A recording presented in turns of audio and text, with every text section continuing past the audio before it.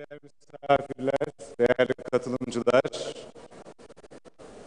İkinci Uluslararası Distinguished participants and guests, first of all, we welcome you to the International Symposium on Drug Policy and Public Health. As we know, drug addiction is one of the most important issues of the world, as well as our country. And as a speaker, I'm obliged to broadcast the news related to this issue many times. And we know that many of our experts here are carrying out studies in the field of drug addiction.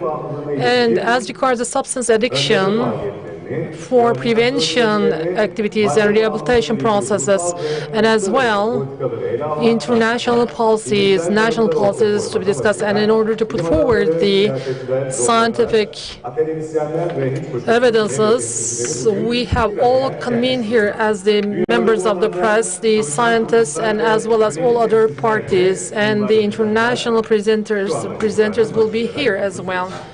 And for the opening remarks of the symposium, I would like to invite the President for Health from the United Nations, and who is dealing with actually the treatment of the addicted people, and as well who has been carrying out the chairman of the Addiction Center, Gilberto Gira. I would like to invite him to the rostrum, please.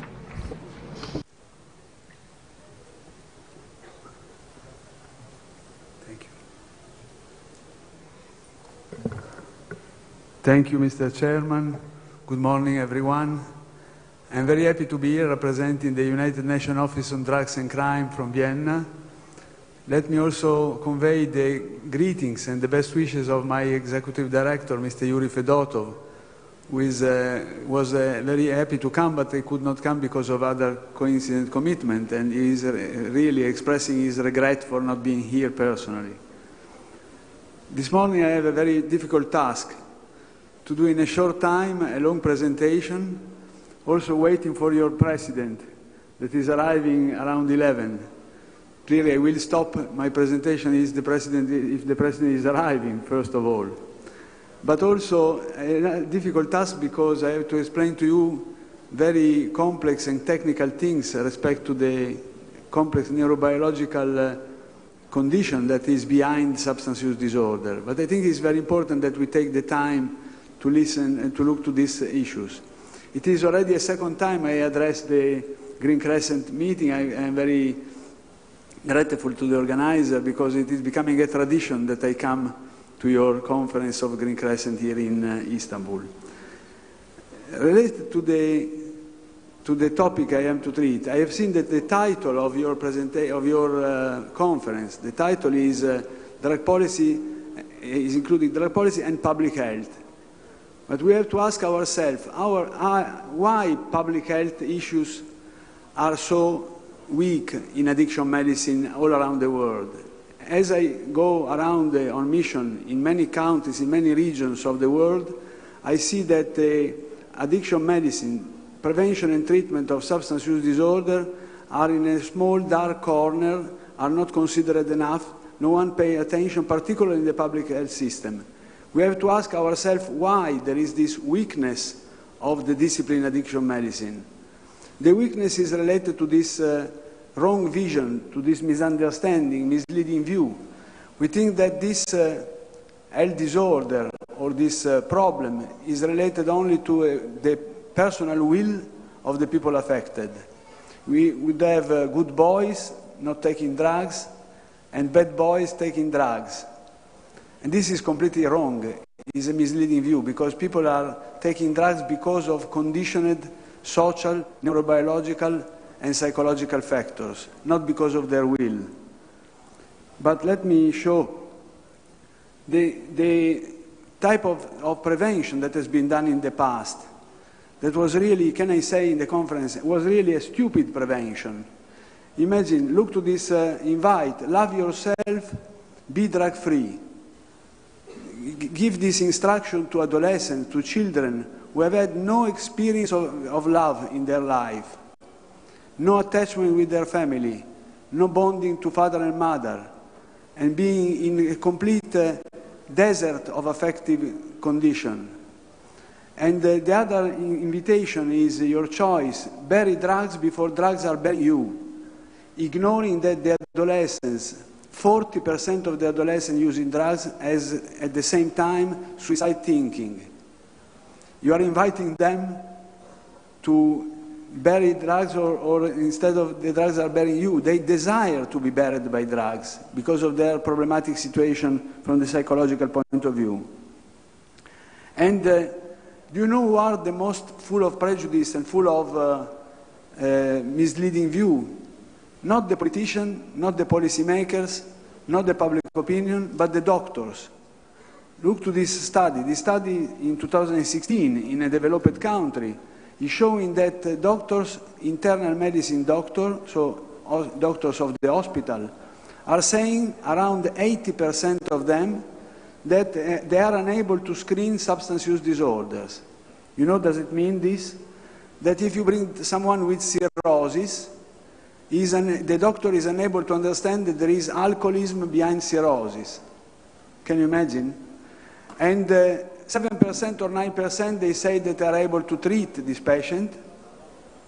And look to the important thing, 1/3 of them are saying, yes, it is a chronic disease, I accept that it is a disease, but it's not a true disease because it is a free choice, the result of a choice of the patient. In reality, there is this stigma about this patient among the doctors. That is not true. It's been said in an article in 2016 by Nora Volkov, the Director General of National Institute of Drug Abuse, and Tom McClellan and George Koob, with this article saying that genetic factors, environmental factors, social factors are contributing to the unique susceptibility of a person to develop substance use disorder and to expose the first time to initiate the use of drugs. Not because of their decision, but because of the conditioned factors coming from their neurobiology, the changes in their brain, the changes in their environment, the condition around in terms of social risk factors. And a recent article in Germany demonstrated, for example, that the children, the adolescents who are sent to a vocational school simply to learn a job as a condition of risk. On the other side, a condition of resilience, of protection, is evident in the academic-oriented secondary school. When they tell to the children, you have to prepare yourself for the college, rewarding them. It's different when you say to the children, you have to go to a school simply to learn a job and becoming a worker. And the impressive article from France, published in 2013 by Beck, is saying that the people from the most affluent families, the rich children, are trying more marijuana, are trying to experiment marijuana more than the poor, but the poor are remaining trapped in substance use disorder. The rich are able to say, yes, I use marijuana once, episodically, occasionally, but when I want, I stop, because they have a greater sociocultural capacity to manage and to master and regulate their use of drugs. The poor are are experimenting less, but they develop substance use disorder because of their vulnerability. And we can imagine in our life, in our situation, two trajectories. You see, the trajectory starting from early infancy and before, from prenatal stress, that is able to change the neurotransmitter in the brain of the child, of the fetus in the beginning. And you start with prenatal stress, we start with genes that are affecting the temperament. This difficult temperament is affecting the quality of father-child, mother-child attachment. The adverse childhood experiences, early childhood experiences, problematic experiences are affecting again the brain. The bonding to family, the school connectedness, the availability of drugs are designing a trajectory that is bringing these children towards substance use disorder and also mental health disorders, most of the time in comorbidity. And the other trajectory, with all the positive factors, all the privileges, all the advantages, are bringing the children to the college, to a successful life, to a good result in life.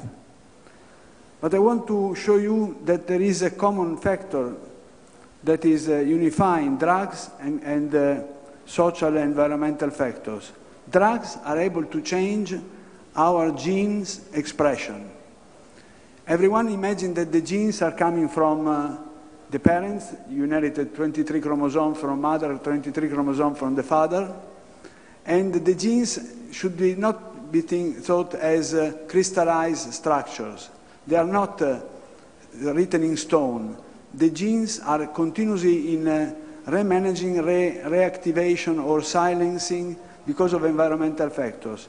And the bad news is that drugs are not only changing the things in the brain at the synaptic level, at the functional level, but changing the gene expression. The same is true for the factors that I mentioned before. Prenatal stress, condition of affecting the adverse childhood experiences, condition related to school-connected as well bonding to family. All these things are equally affecting gene expression.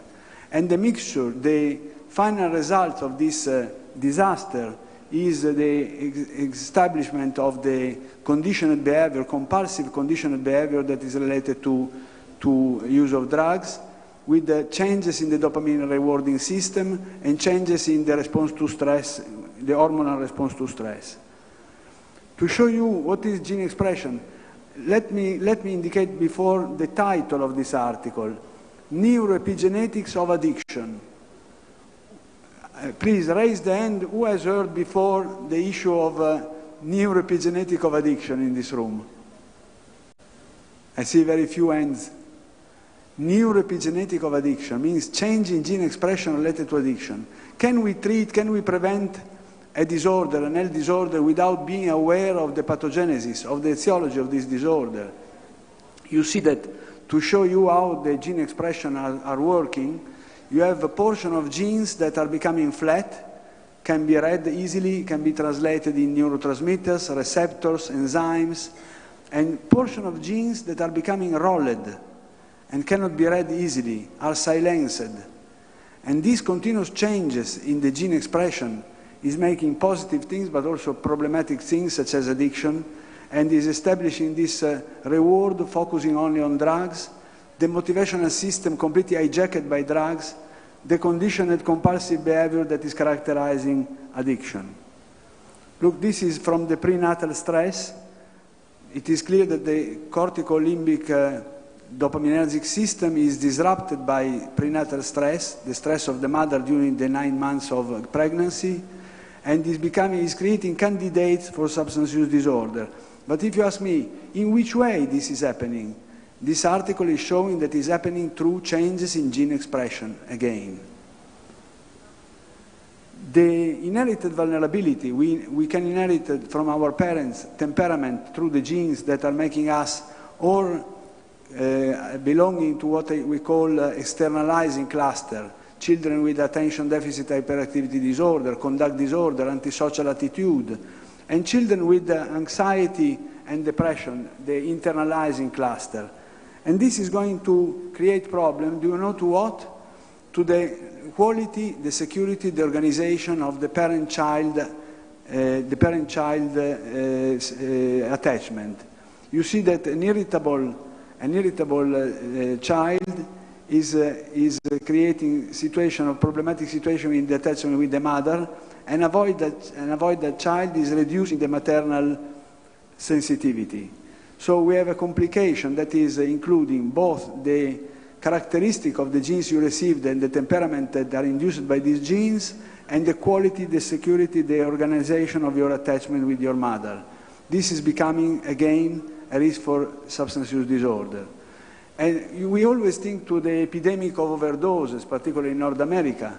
We think about the epidemic of HIV or hepatitis. We should start to think also to the epidemic of a silent epidemic of problematic attachment disorder.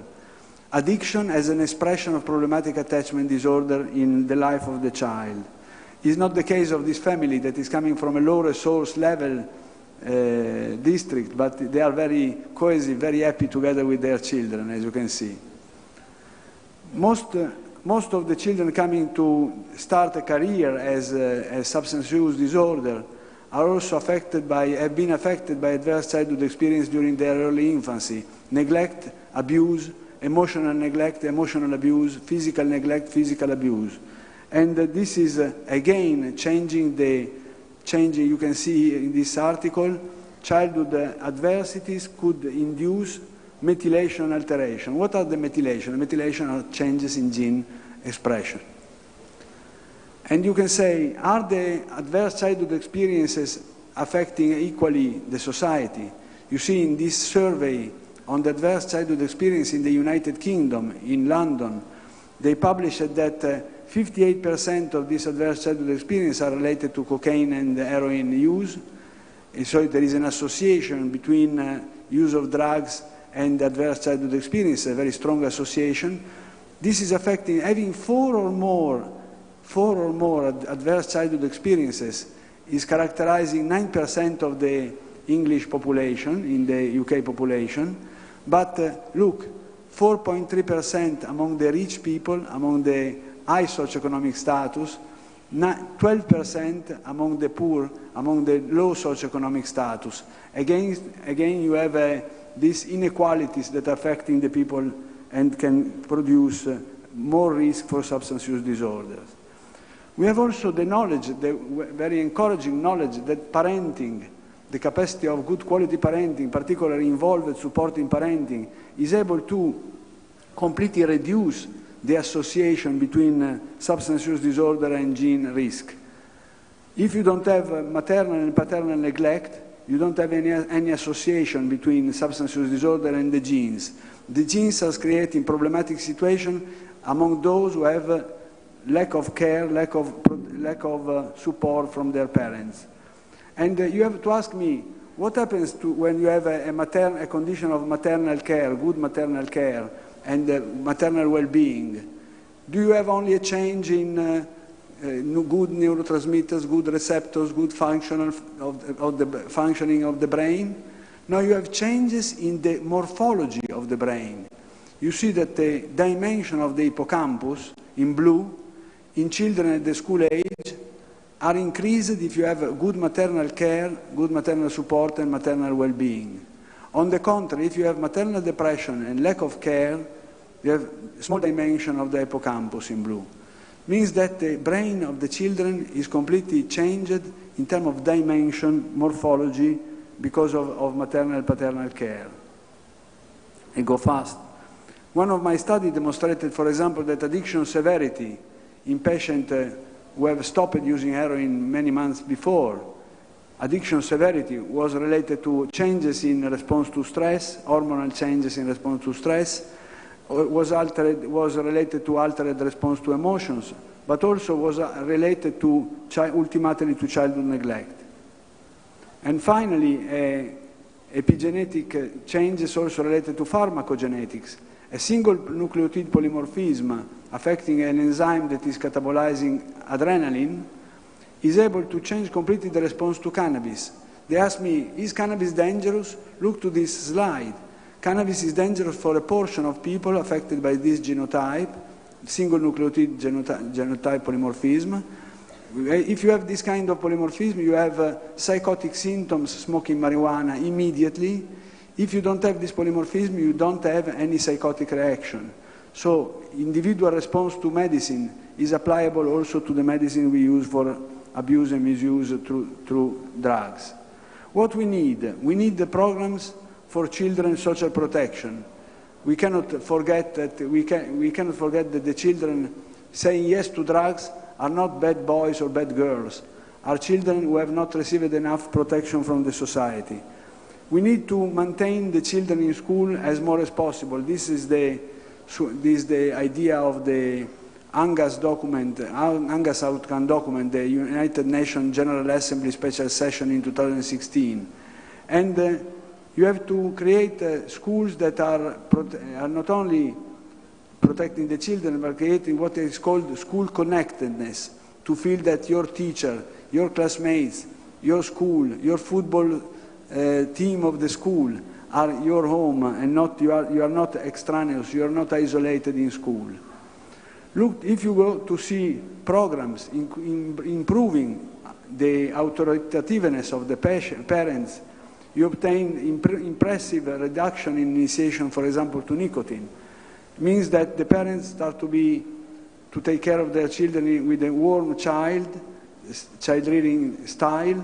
They are taking care of their children with the supervision, monitoring, and stabilizing rules, and they dedicate undivided time to their children. This is able to reduce 1/3 the initiation to nicotine.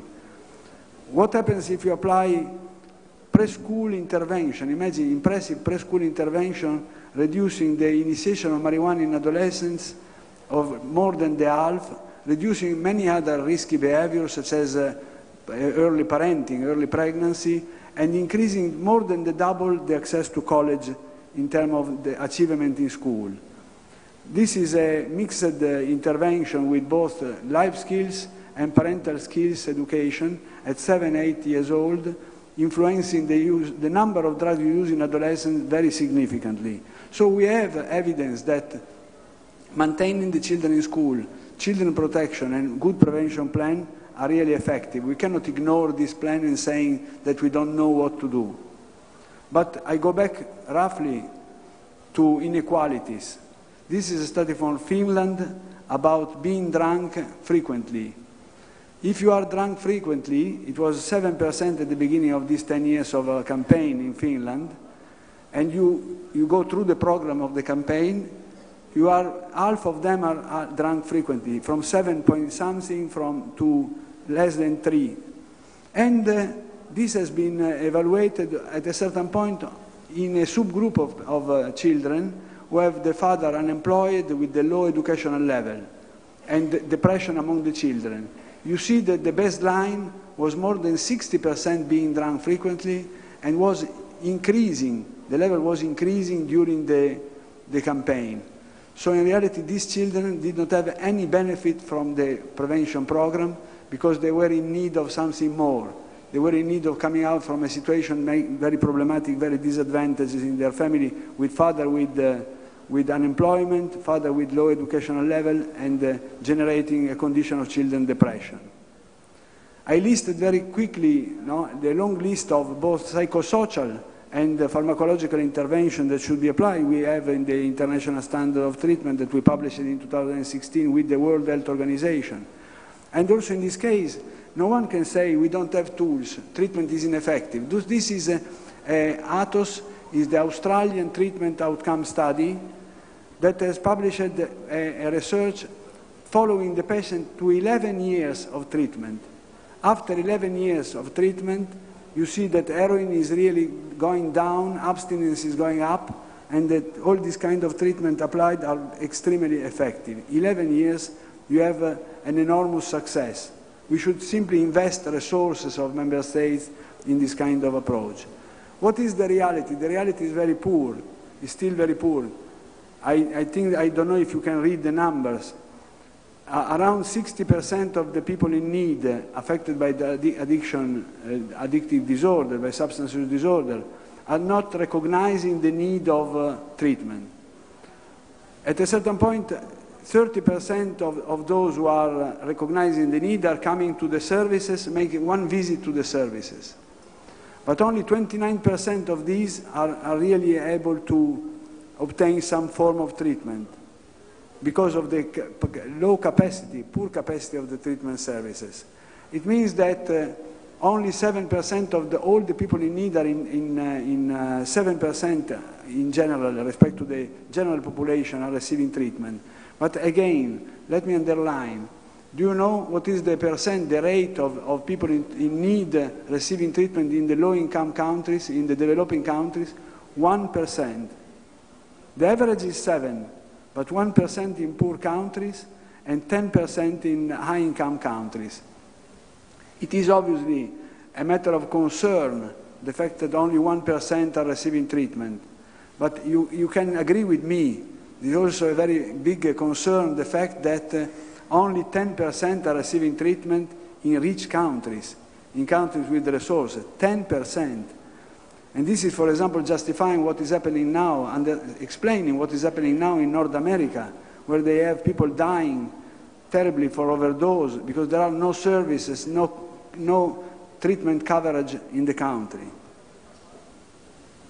The youngest document, the General Assembly document in the 2016, clarified that treatment should be voluntary based and with consent of the patient, creating a therapeutic alliance. And the outcome document says that we have to start from saving the life of people who are not motivated to treatment, making them, putting them in the condition to be protected by HIV, hepatitis, overdoses, dying by cold, dying by starvation. And these people are the first to be considered. But clearly, this has not to be done in isolation. The International Narcotic Control Board published many times that this should be done as part of a continuum of care oriented to recovery, not harm reduction in isolation, but harm reduction as part of this recovery process. And again, is part of the title of your conference, the issue of public health. Non-discriminatory access to health care is the language of the General Assembly document. Non-discriminatory access to the health care. It means that if you are well received because you are affected by diabetes, or well received by the public health system because you are affected by cancer, well received if you are affected by schizophrenia, you should be equally well received if you are affected by substance use disorder, by addictive behavior, without any discrimination, without any stigma for this patient. It is very common to see that if you are affected by bipolar disorder, are immediately accepted and assisted by the public health system. If you say, I'm affected by bipolar disorder with cocaine addiction, you are immediately sent out from the system and not assisted. And also related to the punishment and incarceration, conviction and punishment, the convention, the international convention and the outcome document of 2016 from the General Assembly are very clear. For possession of drugs for personal consumption, there is the possibility of complete alternative to conviction and punishment. No need to put these people in prison. It is totally counterproductive. And also for drug-related minor nature crimes, the state, the justice system should provide alternative to prison, alternative to conviction and punishment. Do you know what I find all around the world where I go on mission, particularly in low-income countries, in poor countries? They said to me, most of the ministers I met in my career, they tell me, we would like to apply alternative to incarceration and punishment, but we don't know where. We don't have the treatment structure, the treatment facility to do this kind of opportunities. So we have to work in this direction. Again, we have not to forget that half of the people affected by mental health disorder are also affected by substance use disorder, and vice versa, half of the people affected by substance use disorder are affected by mental health disorder. If we forget to treat mental health disorder co-occurring with substance use disorder, we are really in trouble. We don't obtain any result. And please, follow me 1 second, this is very important. Half of the world is using stimulants. I expect that also in Turkey, very soon, you will have to deal more with stimulants, drugs, such as methamphetamine, captagon, and in the case of amphetamine derivatives, with respect to opium and depressant of the central nervous system. For this reason, we should start to explore more intensively, more seriously, the possibility of treatment with medication that are able to control the behavior of people affected by stimulant dependence. And I cannot conclude my presentation without underlining the issue of the women that have a sort of double stigma. You should be a good mother. Not only you are a bad mother, but you have an addicted person. Double stigma, their addiction many times is completely hidden. The services are not prepared to receive the women. The services are not tailored for women for their specific needs. And we should really do something more intensively to provide treatment for women and to enhance, to make the service more appealing for the women to come to be treated. I want to conclude my presentation with this small view.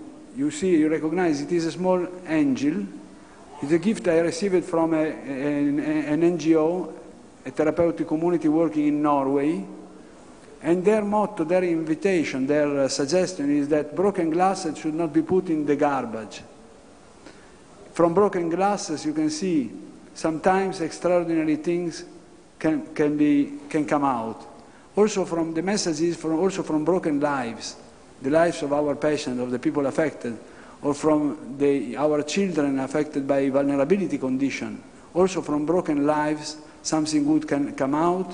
We can have people recovering completely their capacity, and also becoming custodian angels for others who are able to start the recovery process. Thank you for your attention.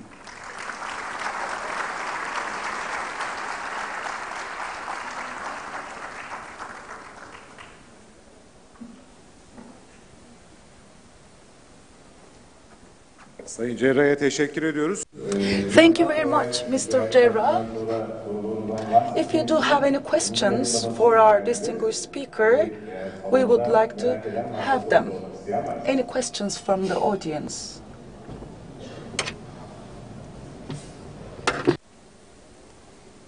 Sanırım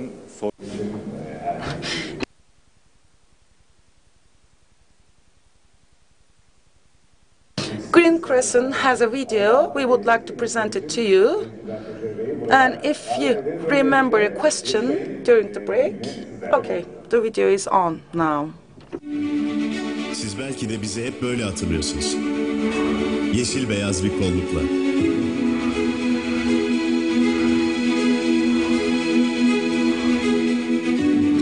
Bugün artık çok değiştik. Hayatları değiştirdik.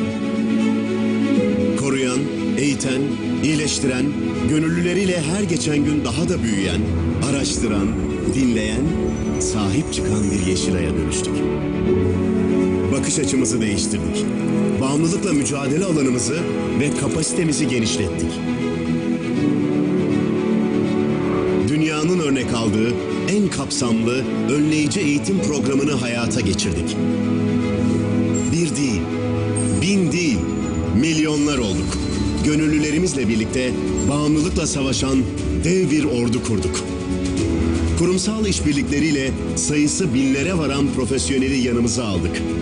Gücümüze güç kattık. Gençleri tuzağına düşüren bağımlılığı bir posterle yenemezdik. Önleyici stratejilerle bağımlılıkları ilk aşamada fark edip müdahale edecek yöntemler geliştirdik. Hayır yapma demek yerine nasıl hayır diyeceklerini öğretmeye başladık. Herkesi bağımlılık konusunda düşünmeye, üretmeye ve tavır almaya teşvik etmek için ulusal ve uluslararası yarışmalar düzenledik. Yeşil dedektörle sigara içmeyenlerin hakkını koruduk. Bağımlılıkla mücadele çalışmaları yapan üniversiteler, STK'lar ve diğer kuruluşlara maddi destek sağladık, burslar verdik. Çalışma alanımızla ilgili tüm bilimsel yayınları taradık, arşiv oluşturduk. Basında bağımlılığı özendirici içeriklerin önüne geçmek için verdiğimiz eğitimlerle medyayı mücadelemize dahil ettik. Ulusal ve uluslararası kongrelerle dünya sağlık otoritelerini bir araya getirerek halk sağlığı politikaları geliştirdik.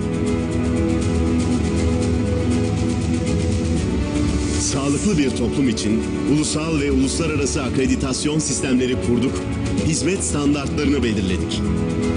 Ev, okul, sokak, mahalle, toplumun her katmanını mücadeleye dahil etmek için projeler geliştirdik. Sadece dinlemenin yetmediğini biliyorduk. Konuşmamız, ikna etmemiz, elimizi uzatmamız gerekiyor. Bağımlılar ve bağımlı aileleri için çalışma alanımızı genişlettik. Bağımlılar renklerini geri kazansınlar diye YEDAM'ı kurduk, milli rehabilitasyon modeli geliştirdik. 1000 sayısını arkamızda bıraktığımız dergiler hazırladık. Okuyucu kitlemizi genişlettik. Çocuklara, gençlere, ebeveynlere, akademisyenlere kitaplar hazırladık. Dizilerden kamu spotlarına, farklı mecralardaki nitelikli çalışmalarla 7'den 70'e herkese ulaştık. Evet, hala Yeşilay kolları var. Ama 100. yıl hedefimizde daha fazla insanın hayatına dokunan, daha çok çalışan uluslararası bir Yeşilay var. Çalışanlarıyla, şubeleriyle, gönüllüleriyle, var gücüyle mücadele eden bir Yeşilay var.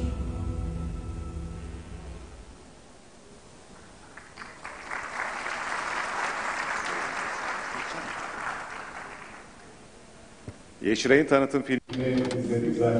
We watched the introduction promotion video of Green Crescent. We all know about their activities. We ask you whether you do have any questions for Gilbert.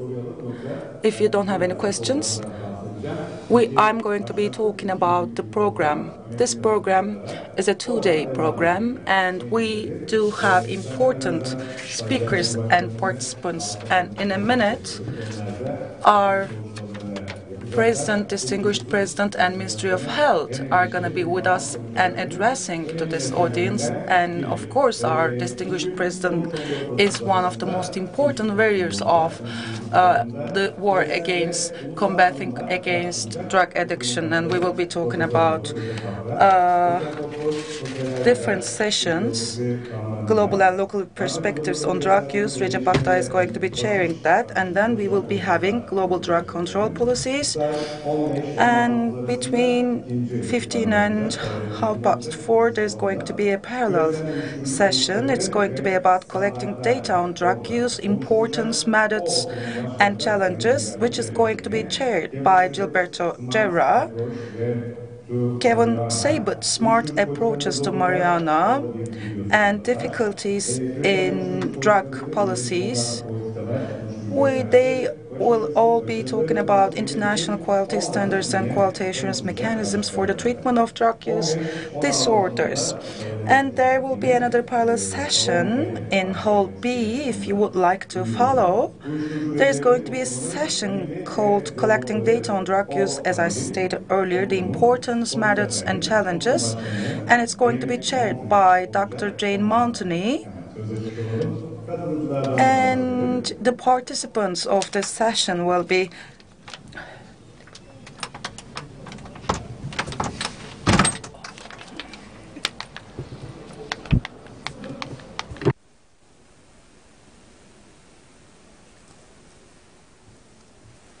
Evet efendim. Yeni bir konuşmacımız var. We do have a new speaker. And between 5 and 6:30, we will be having a session called Approaches to Drug Use and Prevention Initiatives, which is going to be chaired by Associate Professor Dr. Murat Şentürk. And in the parallel room, we are going to be having a session called National Programs and Services Against Drug Addiction. And then we are going to be a gala dinner. Now, I would like to invite Peyami Çalışkan, the head of the scientific board. The floor is yours, sir.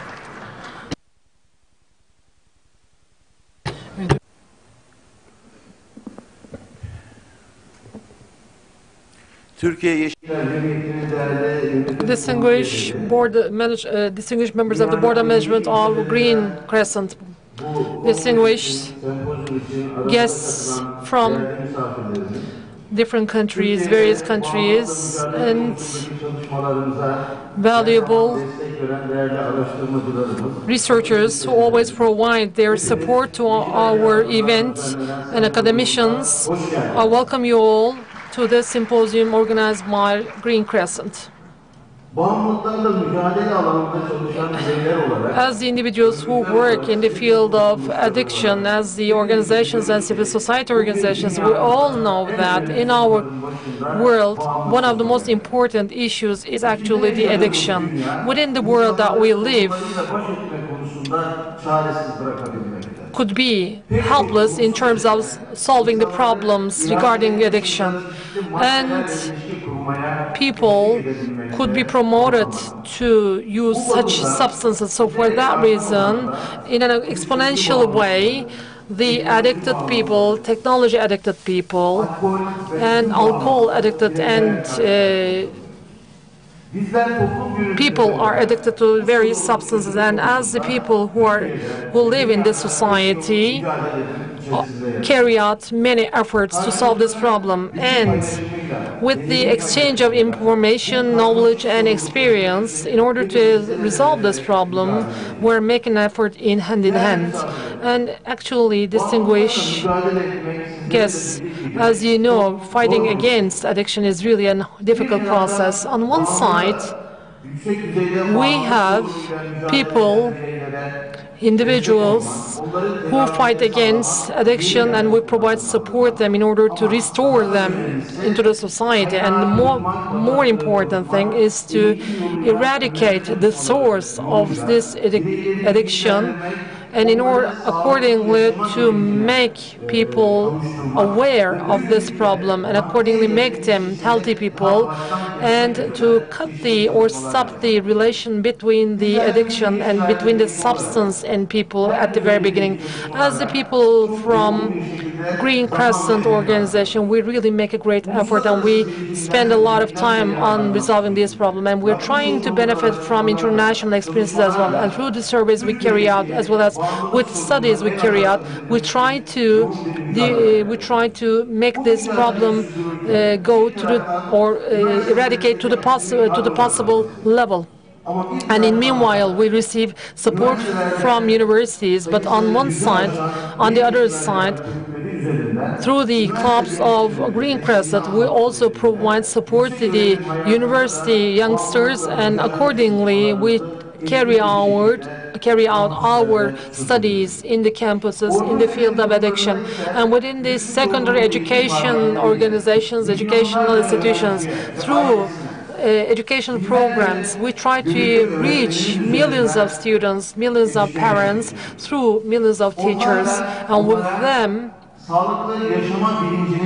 we try to give them an understanding of living healthily. And we know that the individuals with the awareness of living healthily, then they actually opt for not building a relation with addiction or with substances, and they do not become the slaves of substances, and they just do not establish with any in relation with the tobacco or alcohol. And actually, in today's world, these studies in the field of education certainly help the individuals to gain an understanding of healthy life, and as well, when they grow older, when they become adolescents, when they become adults, they certainly benefit their families.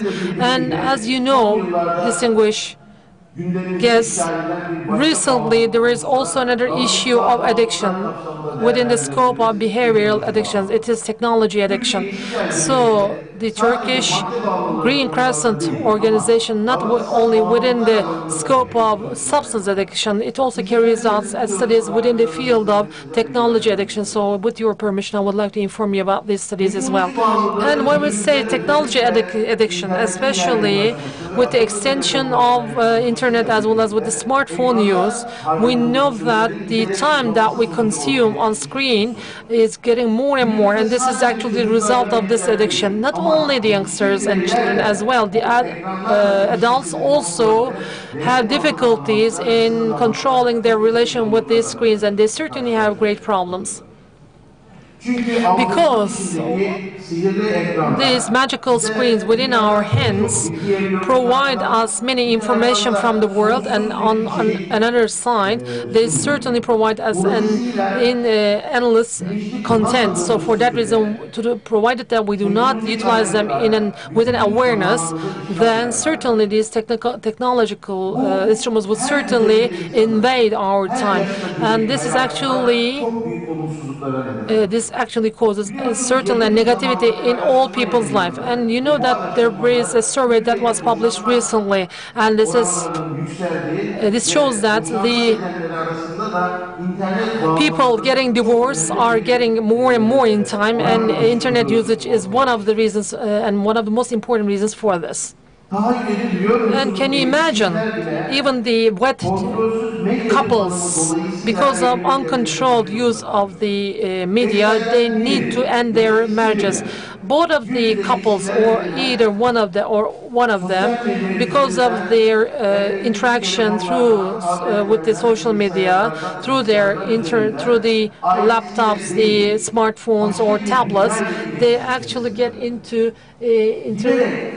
relation with a different kind of world. And with the close channels, interaction or relation channels, the families separate apart. And of course, when this becomes a problem of the children, it becomes another problem in terms of mental and physical development of children. This uncontrolled, unlimited media utilization would certainly affect the development of these children. Accordingly, these certainly cause these children to be involved in such addiction type of behaviors.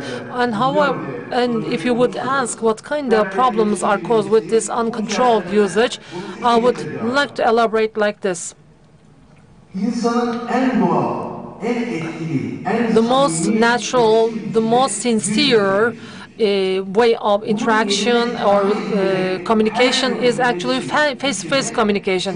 Other types of communications would certainly affect the children's physical and mental development in a negative way. And instead of face-to-face communication, the communication going through screens would be one which would be very cold. And of course, when we compare these two, the face-to-face communication would certainly provide the compassion and the love, and as well as the care required by the child would be certainly provided by face-to-face. However, most of you are parents and you have got children, and controlling the utilization of media by children is not very easy. And first of all, the family or the parents should be made aware of this, and also these parents should serve as a good role model. So for that reason,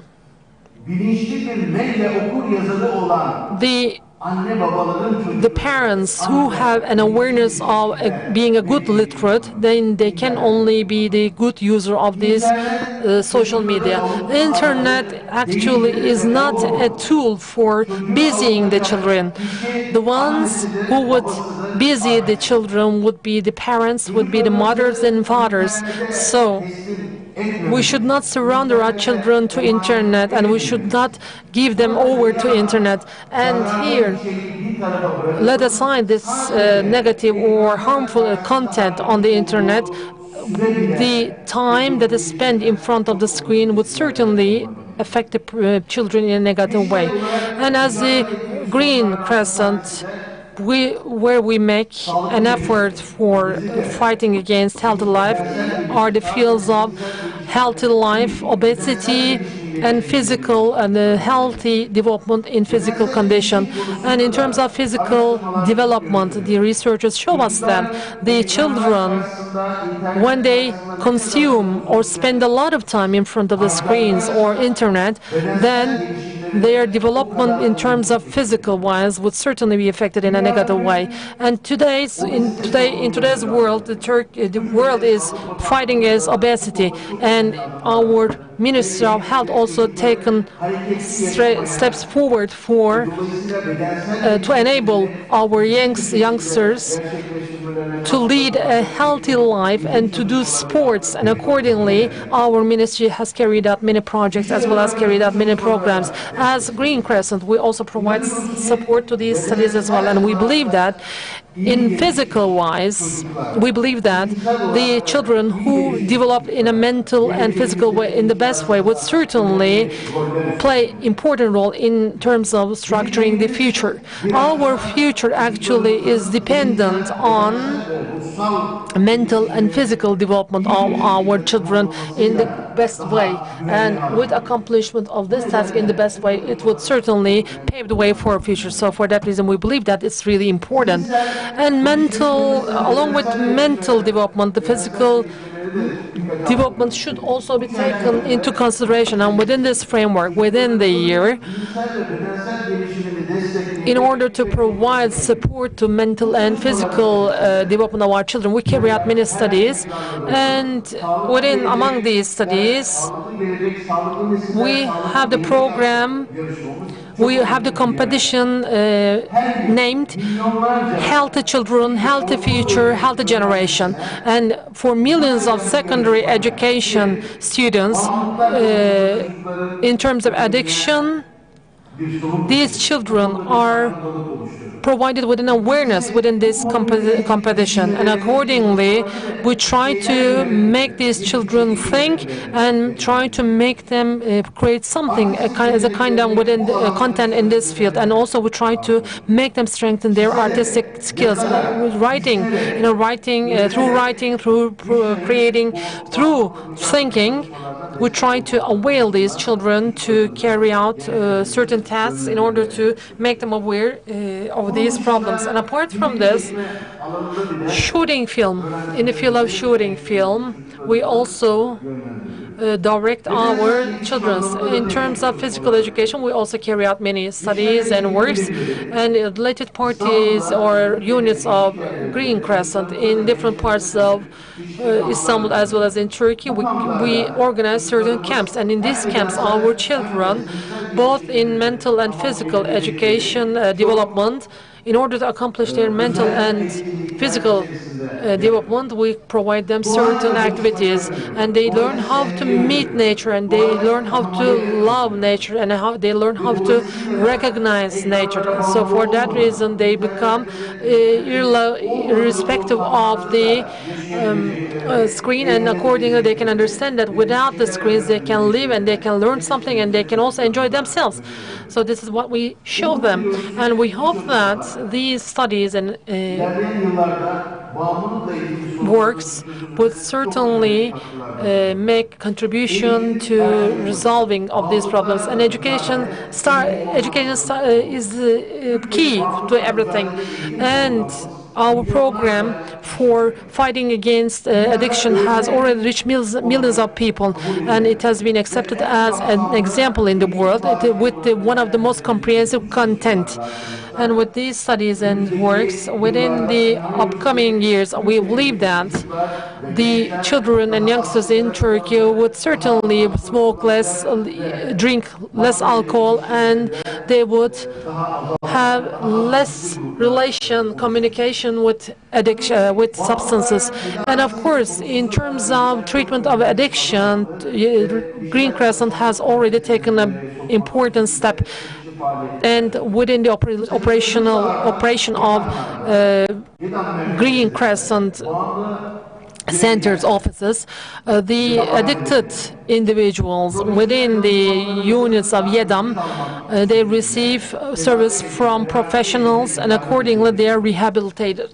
And of course, the number we wish that we want to increase the numbers of the YEDAMs in time, and starting with the risky fields, with stage by stage. We want to provide an opportunity for our counselors to provide the service for the individuals who need it. And also there is one more issue. Just follow me.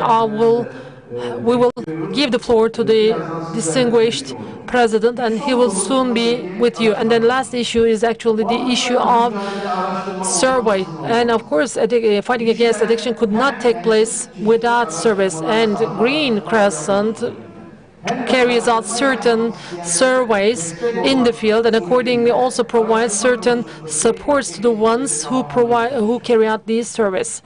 On the addicted people, the Green Crescent tries out to find out what the reasons for becoming addicted, and accordingly it has carried out many studies. And one of the exemplary studies of Green Crescent is a scholarship given to at the level of master's and doctorate thesis.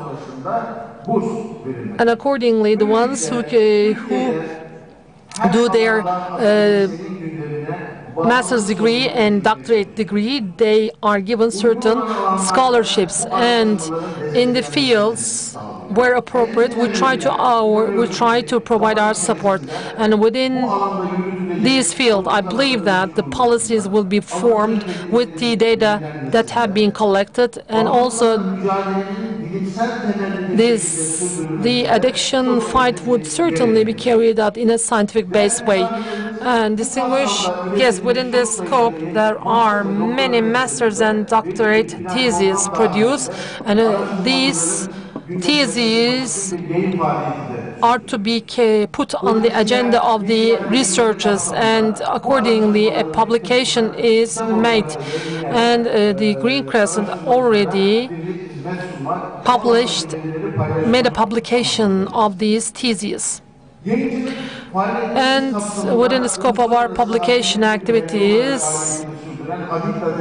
Addicta Journal is also one of our publications. Addicta Periodicals Journal is one of the most important journals in Turkey. It's also recognized at the international level, and within these journals, the papers that are presented within these international conferences, these are also published within these Addicta journals. I believe that the results of the surveys, as well as the articles, as well as the papers that you have presented, would be published in our Addicta journal if you make the effort to make them to be published.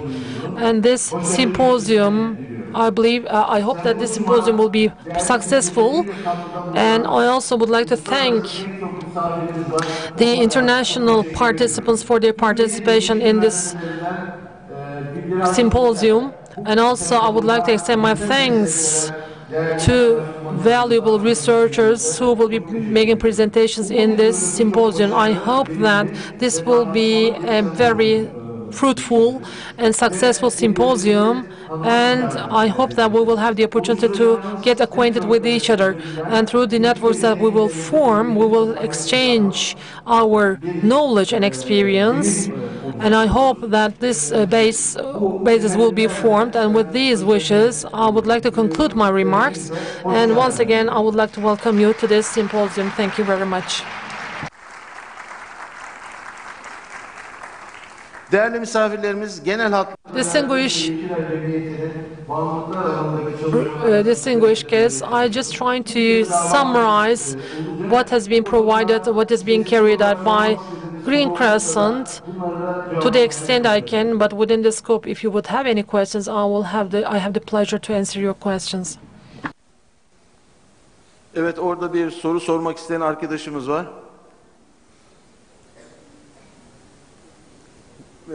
Mikrofon verebilir miyiz arkadaşlar?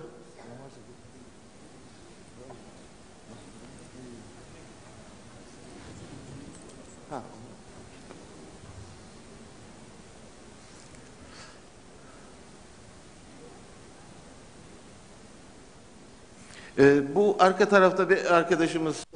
I think there is one question from the audience.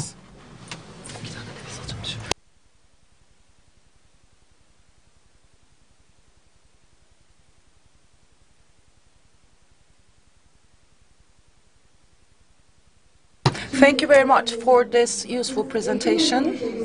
In October, in the Audiology Congress, Central Processing Disorder, since the newborn, the children are subject to television, mobile phones, and iPads.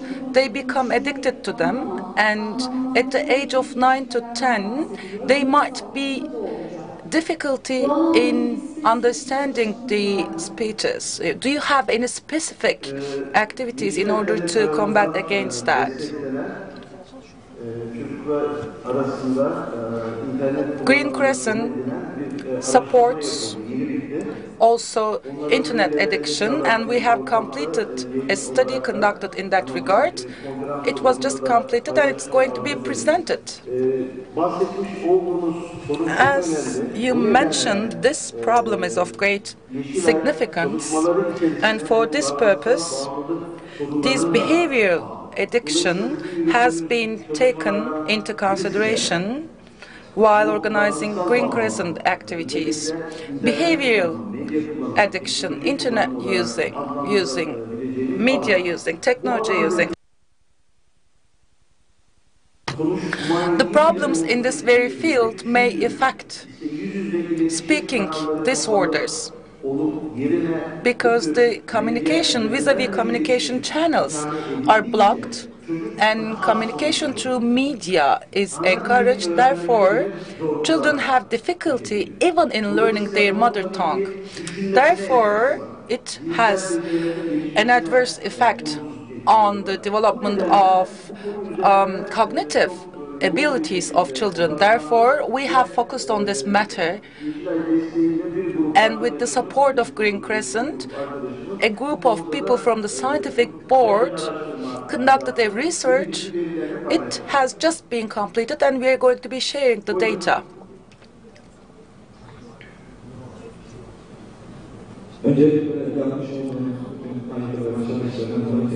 I would like to congratulate you all for all the good things you have achieved. In Turkey, about addiction, many institutions have thousands of projects, but they don't have the sustainability. Is there any precaution to provide the sustainability of such projects, or maybe one roof? They can be gathered under one roof, or they can be managed from one center. I think that is the most important point in Turkey, which is missed. Yes, you're right. Different types of studies or activities are being conducted about addiction by many different institutions, but of course we do have some problems in their sustainability, and it's not that possible to gather them all under one roof, and it's not needed. But at the national level, at least, some studies should be repeated on a yearly basis so that we can understand the improvement or the worsening of the situation. As Green Crescent, we have taken long strides in that regard as well.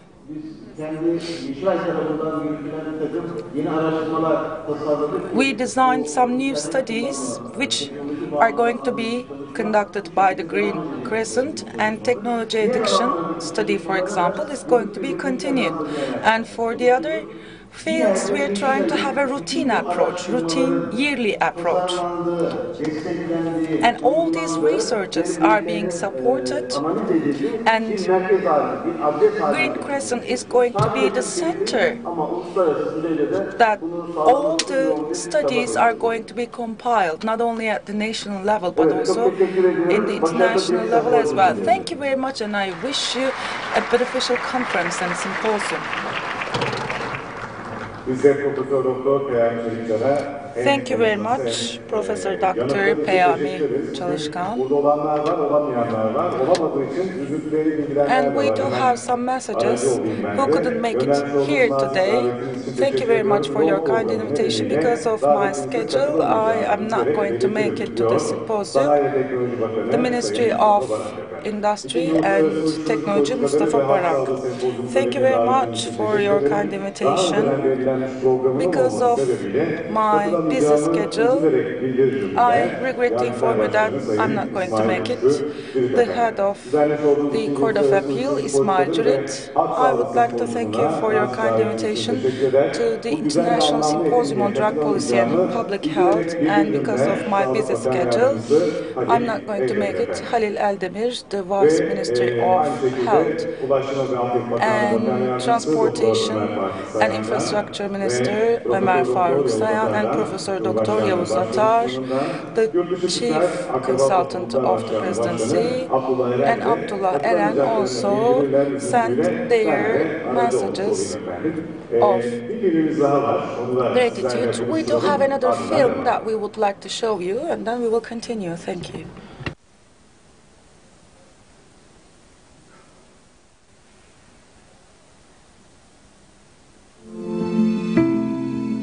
Abla 1 liranız var mı ya? Abla 1 liranız var mı acaba? Gencecik yaşta ne parası istiyorsun Abla sen? ihtiyacım var 1 lira. Abi 1 lira ver. 1 lira ver. Teyzem 1 liranız var mı? Abla ihtiyacım var. Yok mu 1 lira? Abi 1 liranız var mı?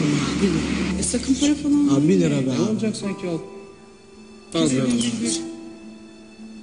Bir daha başkalarından istemem. Çok sağ ol abla. Al kardeşim sana bir.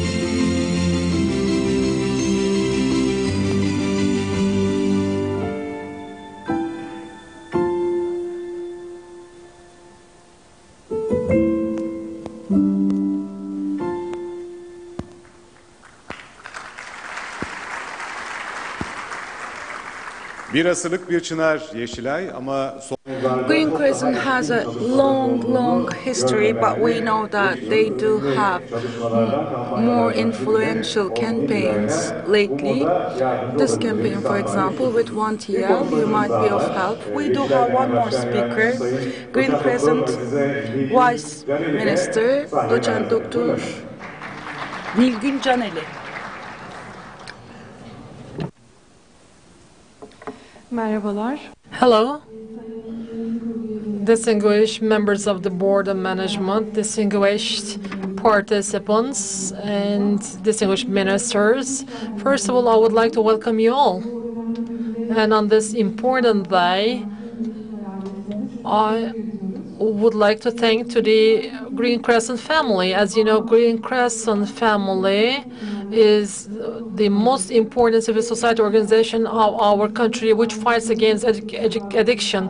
It has got a long-term history before Republic, and accordingly, it is a source of honor for us. And in today's symposium, as we came together with important speakers before, in today's symposium, we will also come together with important speakers, and there will be important statistics and surveys that we will be hearing about. And as you all know, these statistic data and surveys, and also the projects, if these statistics and surveys do not host the problems, then they would only stay on paper. And perhaps the most important service is that to utilize these statistic data and to transform them into programs which would benefit the community. And as we all know, the addiction does not only affect the individual, it also affects the family as well as the society. And accordingly, it is a big problem. And in terms of addiction, Turkey has got a good profile. However, in terms of addiction, the statistical data are increasing exponentially, and in such a condition, the Green Crescent has a place in this multidimensional fight or effort. And accordingly, it has got many programs that are received and provided to the youngsters and families. And these programs and projects have got efficiency analysis, and these are being monitored and followed. And we know that within a very effective working study principle, we certainly get efficient and effective outputs. And since 1921, since its establishment, it has certainly hosted many important studies. And within 2 years, we will be having the 100th centenary anniversary of Green Crescent, and Red Green Crescent does not only function in Turkey, but it also carries out its activities within 40 countries, and it has also become the honor of Turkey and as well as world. And the number of the branches in Turkey is 114, and also the youngsters clubs in universities is about 110. And Green Crescent does not only carry out the prevention and fighting or efforts against addiction, but also it carries out certain effective studies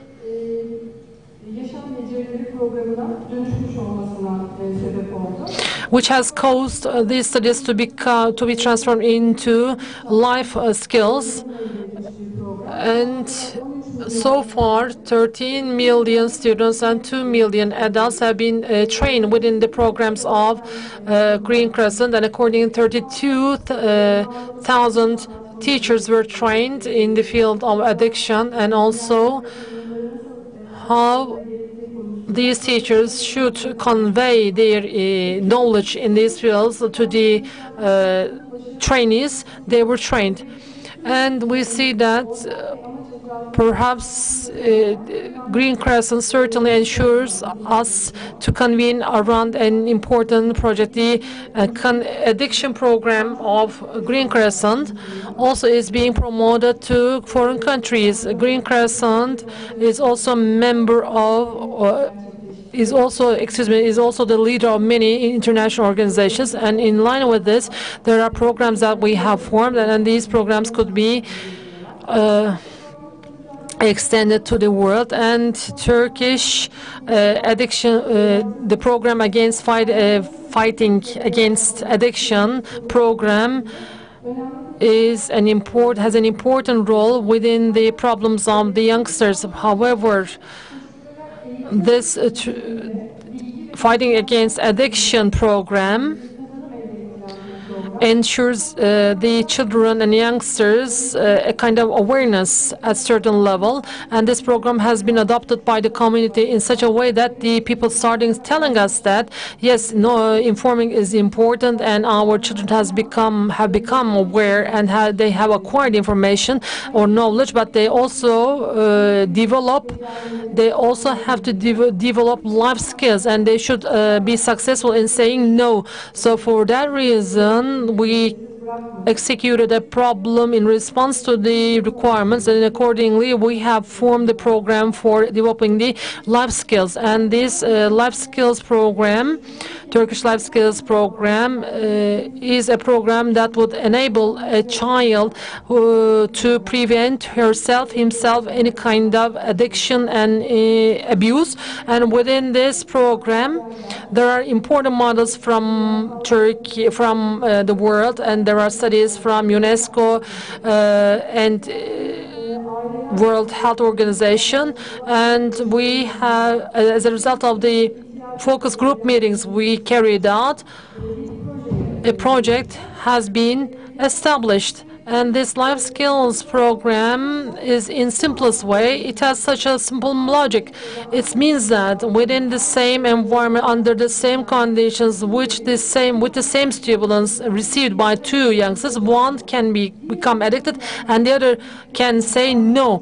So for that reason, even though they have been raised within the same environment, if we can identify what their inputs, then it's possible that we can make those people earn their ability or skill to say no. So there are many sub-items that to be trained or to be educated, to be provided to the children. And this program, as of this year, will be activated, and we will certainly witness that it has been executed. And another one, as the program of Green Crescent, is the fighting against addiction at schools. So it is a program that is for the counselor teachers at the school. If there is a child who is addicted or who is a user, it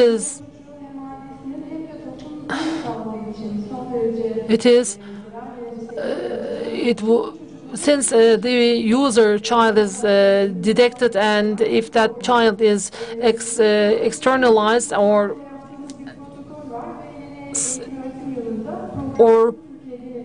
kept away from the society or from the school, this would be certainly harmful.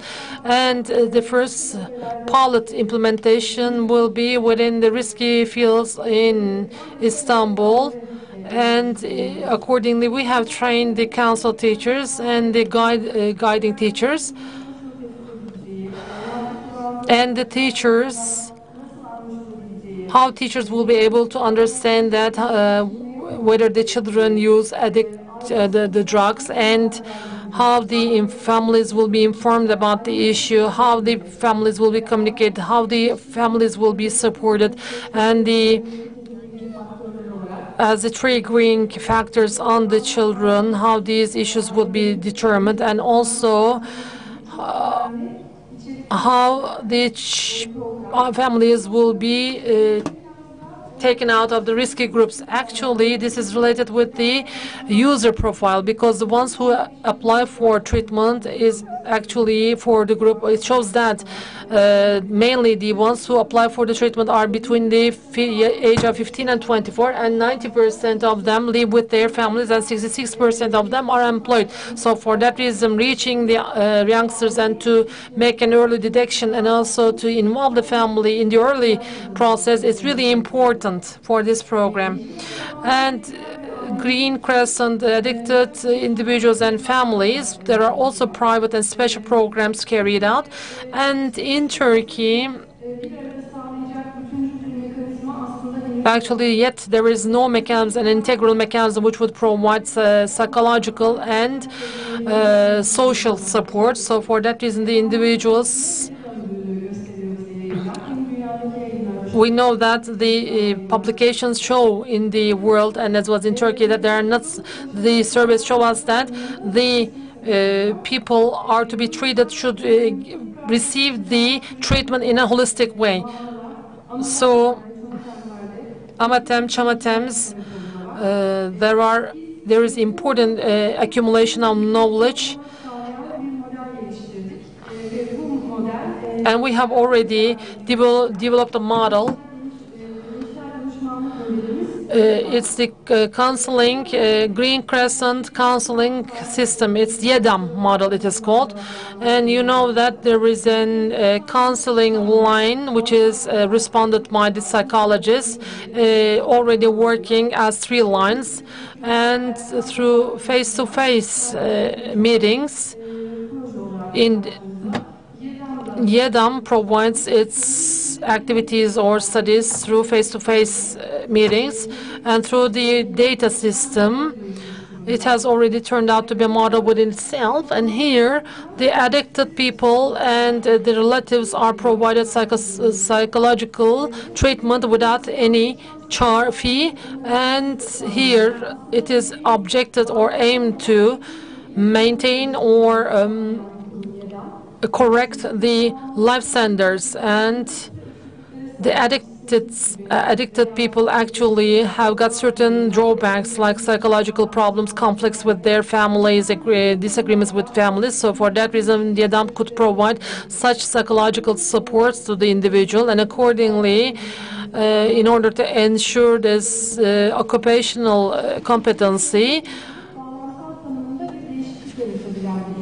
this model in YEDAM can change, make a change in the individual, and in time the success of the centers increase day by day.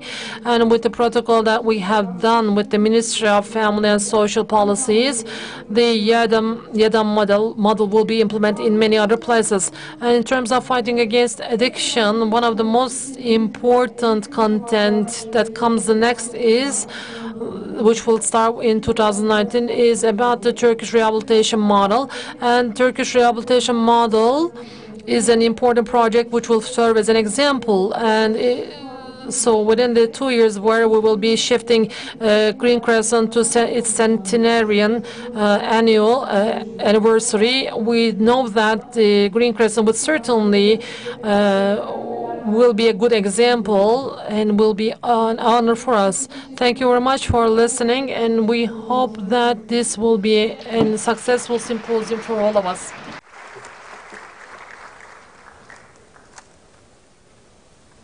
Konuşmalarından ötürü doçent. So thank you very much, Associate Professor Cangel. Since 1920, this institution has been functioning since 1920 without discrimination to protect Green Crescent, the community. We would like to welcome to this symposium. YEDAM has already been promoted by our distinguished speaker. Now we would like to show you the video footage about YEDAM.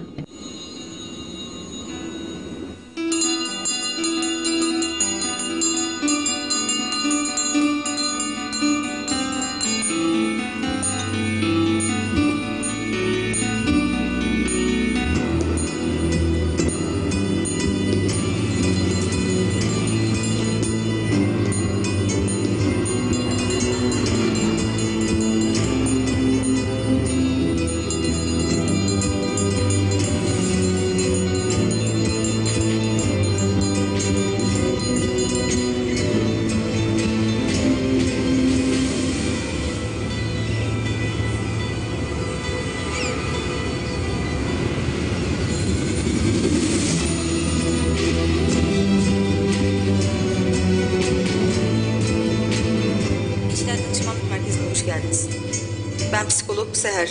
Nasıl yardımcı olabilirim? Bağımlılıkla mücadelenizde yalnız değilsiniz. Özgürlüğünüze kavuşabilmeniz için Yeşilay Danışmanlık Merkezi yanınızda. Sizi kimse duymadığında YEDAM'ı arayın. Artık önleyici hizmetlerimizin yanı sıra bağımlı bireylerin iyileşmesini de görev biliyoruz. Bu amaçla büyük bir adım attık ve 2015 yılında kısaca YEDAM olarak adlandırdığımız Yeşilay Danışmanlık Merkezi'ni hayata geçirerek alkol ve madde bağımlılarıyla ailelerine ücretsiz ayakta terapi hizmeti vermeye başladık. Kültürümüze ve değerlerimize uygun geliştirilen bu eşsiz modelimizin etkinliğini bilimsel çalışmalarla kanıtladık. Gelen çağrıların doğrudan uzman psikologlarımız tarafından karşılandığı bu merkezlerimizdeki hobi ve meslek edindirme atölyelerimiz sayesinde bağımlı bireylerin topluma kazandırılmasını hızlandırıyor, onları asla yalnız bırakmıyoruz. Sevgili Yeşilay dostları, yakın zamanda yatılı tedavi hizmeti vereceğimiz rehabilitasyon merkezimizi de hayata geçirmeyi planlıyoruz. Her şey sizlerin katkılarıyla değer kazanıyor. YEDAM'ların ülkemizin tamamına yayılmasında tüm dostlarımızın desteğine ihtiyacımız var. Ziller sussun, gençlerimiz kurtulsun diye.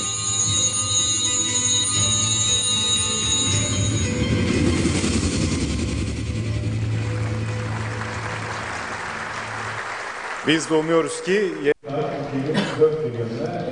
So we hope that YEDAM is expanded to all sides of Turkey. So we have been fighting against addiction almost a century as Green Crescent. I would like to invite Professor Mücahit Öztürk, President of Turkish Green Crescent Organization.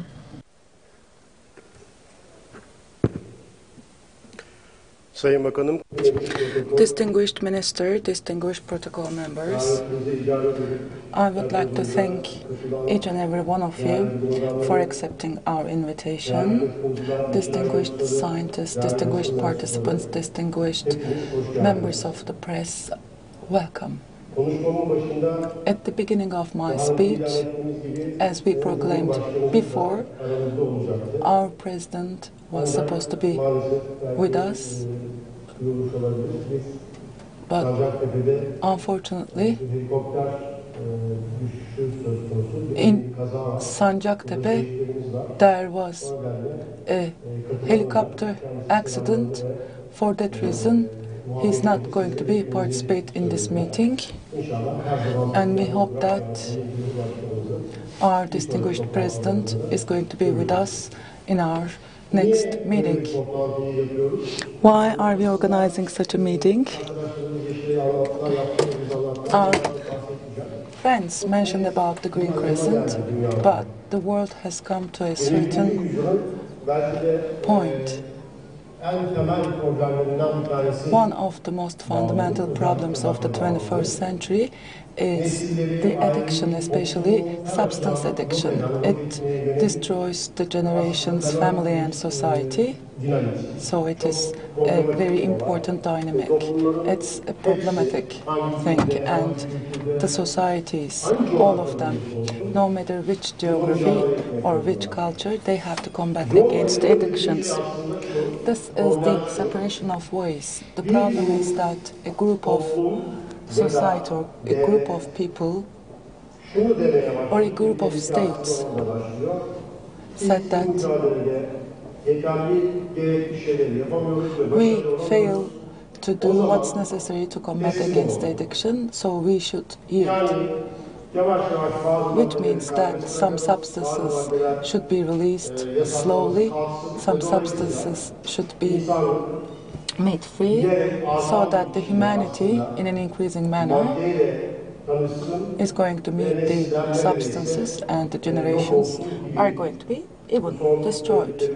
These are the final words belong to me.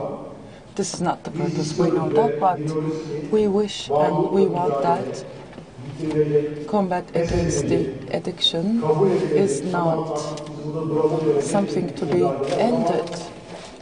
We have to stick to it. For this reason, 98 years ago, this valuable association, as it was the case yesterday, tomorrow we will continue combating against the addictions. We would like to protect our youngsters and children, and we are going to be standing all together against these addiction problems. In our culture, we never surrender. Never surrender. For this reason, we are going to be protecting our existing values, and we will be making use of our cultural positive aspects, and we will have bigger combats. For this purpose, in the scientific field, different people working in different disciplines from 14 countries, 31 scientists have been invited to this symposium, and along with our local scientists, we are going to be discussing many important points. What should the state do? What should NGOs do? Which policies should be implemented? What should we do in the preventive field? What do we do in terms of medical treatment? What is our position in the rehabilitation? Therefore, I would like to thank you for your participation, especially our distinguished minister. Thank you very much for being with us, and I hope that the symposium is going to be useful for all the parties. My deep respects to you all.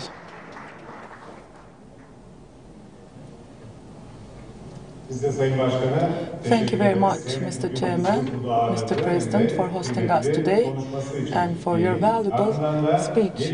Now, we will proceed with Fahrettin Koca, the Minister of Health of Turkish Republic. The floor is yours, distinguished Minister.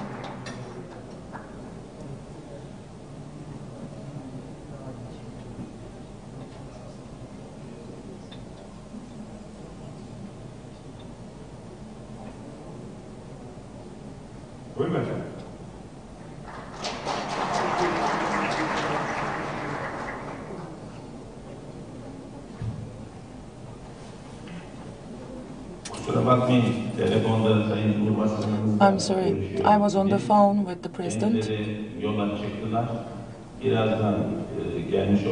He's going to be here within 10 minutes. So, we are a little bit late.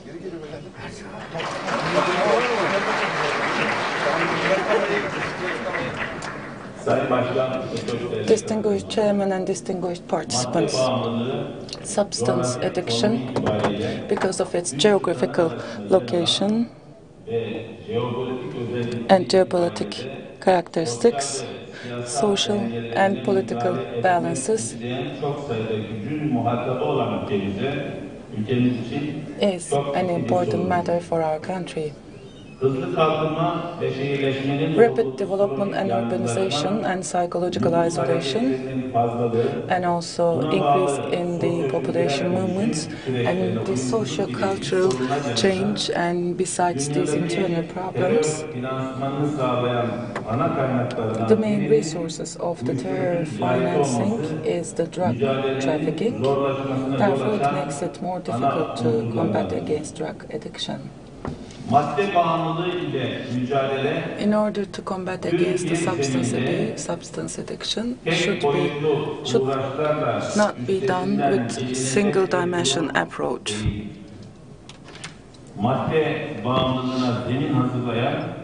There are many socio-cultural factors.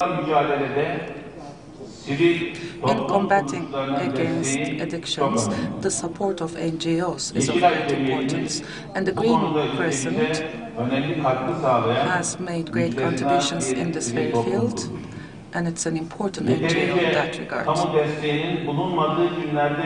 Even during the days where the public support, sufficient public support was missing, the Green Crescent was standing alone and never gave concession in their efforts to combat against addiction. And I would like to congratulate the management of Green Crescent for the latest successes and activities.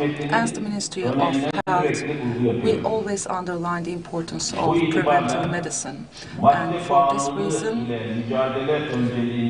and we give privilege to the combat against addiction, and we need to be preventing all kinds of meeting with the substances. And in this framework, all kinds of state institutions, which are our shareholders and NGOs, we are in cooperation with them, and we give our combat all together. Alo 191 uyuşturucu bağımlılığı ile mücadele hakkı bağımlılığından it's a hotline for the addicts. 7/24 hours. It gives support to the addicts and the relatives of the addicts, and we need to be guiding them. And we do have Alo 171, which is for the tobacco addiction, and we have achieved in this line, in this hotline of giving up smoking. A couple of months ago, in Turkish Grand National Assembly, a new legal arrangement was passed. With this new arrangement, the packages of cigarettes is going to be uniform, and only a limited field can be written the promotional name of the cigarette. Cinema, internet, social media, and in similar environments,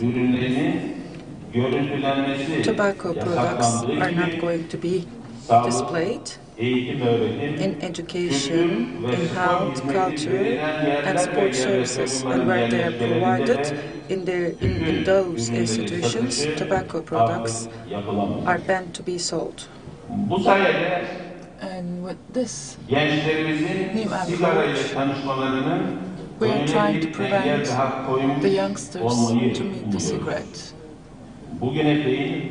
Till now, with the support of our distinguished President and with his valuable support, we have taken long strides in combating against tobacco addiction. With the audits, we are going to continue our efforts in that regard. Newly accepted legal arrangement, when it is implemented, we hope to see more influential results. hızla modernleşme ve kalkınma gibi sosyal hayatı etkileyen değişimlerin yanında köylüleri dış ülkelere dayanan oluşumların vermeye çalıştıkları zararlara rağmen in spite of the damages which are trying to be given by the external forces in terms of combat against the drug addiction, Turkey is in a good position, and our biggest defense point is not to give any concession in terms of our beliefs and traditions and our family structure. In terms of substance addiction, according to statistical data, we are in a better position when compared to the rest of the world. But however, in terms of drug addiction, we can see that there is an increase. Halkımızın kadim aile kültürü ve dini anlayışının uyuşturucu kullanımı konusunda ülkemizi bir kalkan gibi korumada çok önemli bir rol üstlendiğini, bu değerlerimize sarılmak, madde bağımlılığından kurtulmada en önemli dayanaklarımızın bu belaya hasbelkader bulaşmış evlatlarımızın ailelerin farkındalığı ve gayreti yanında bireysel ve sosyal destek ile büyük oranda uyuşturucu ilişkilerinden kurtulması mümkündür. Get rid of the addiction. Bu hususta And at this very point, destek konusundaki in terms of the medical support, our capacity is being increased day by day.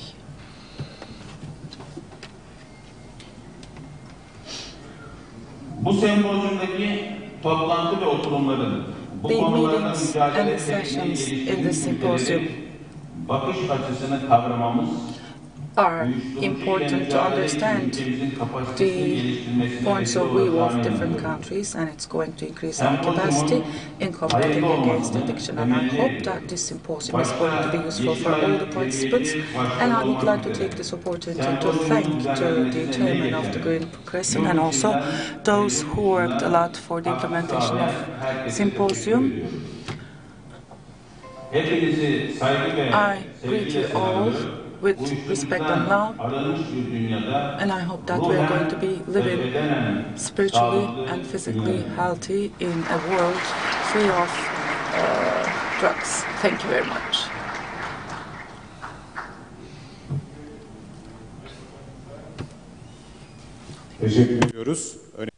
So thank you for these important remarks, and actually we have just received that the president will be able to attend here. It's a good news actually. So my colleagues actually made a lot of work today and prepared a lot of video footages, and the first video footage will be provided once again, presented once again. It is one of the one of the greatest organizations of our country, and once again we would like to show this video footage, and then we will continue with our program afterwards.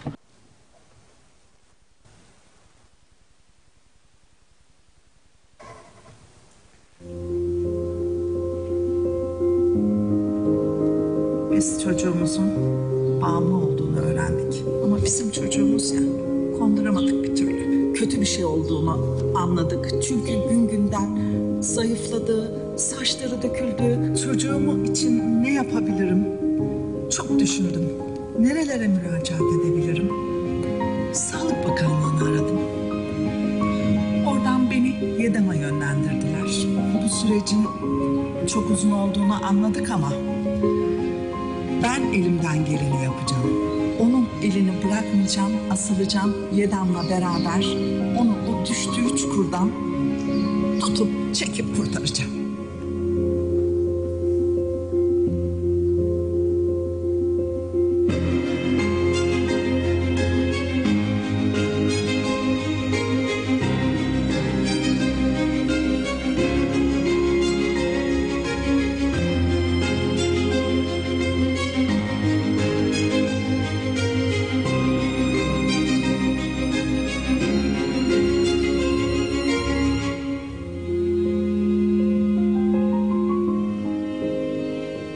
Yeşilay olarak bütün bağımlılıklarla var gücümüzle mücadele etmeye çalışıyoruz.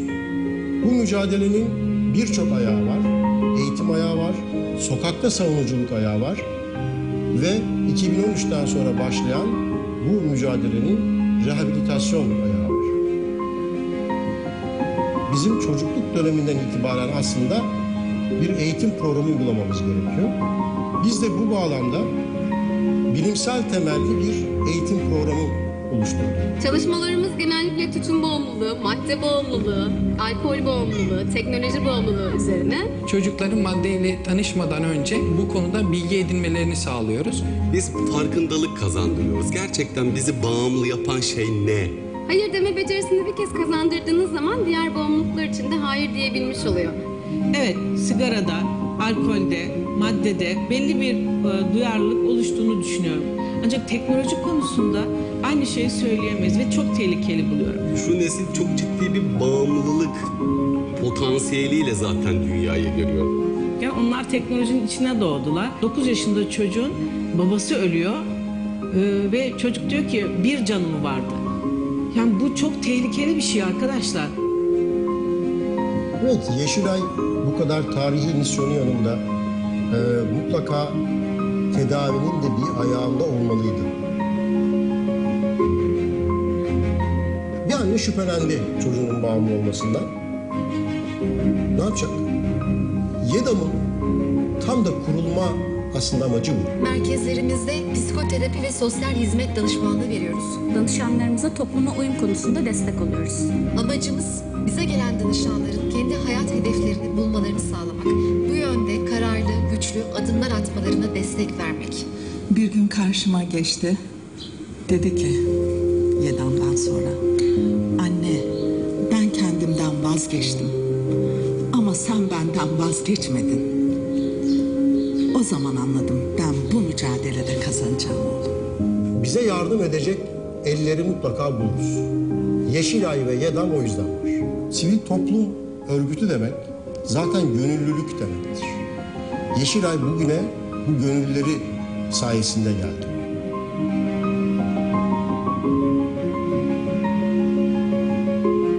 Yeşilay'ın aslında var olma nedenlerinden bir tanesi doğru, sağlıklı ve bilimsel bir şekilde bağımlılıkla nasıl mücadele ediliri ortaya koyuyor.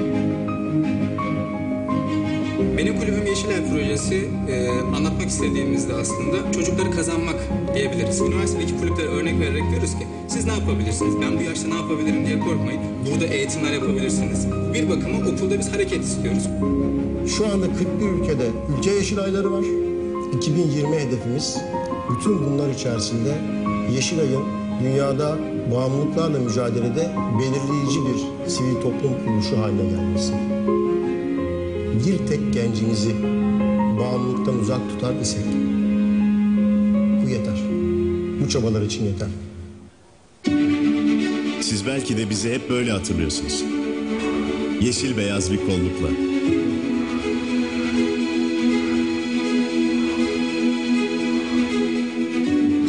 Bugün artık çok değiştik. Hayatları değiştirdik. Koruyan, eğiten, iyileştiren, gönüllüleriyle her geçen gün daha da büyüyen, araştıran, dinleyen, sahip çıkan bir Yeşilay'a dönüştük. Bakış açımızı değiştirdik. Bağımlılıkla mücadele alanımızı ve kapasitemizi genişlettik.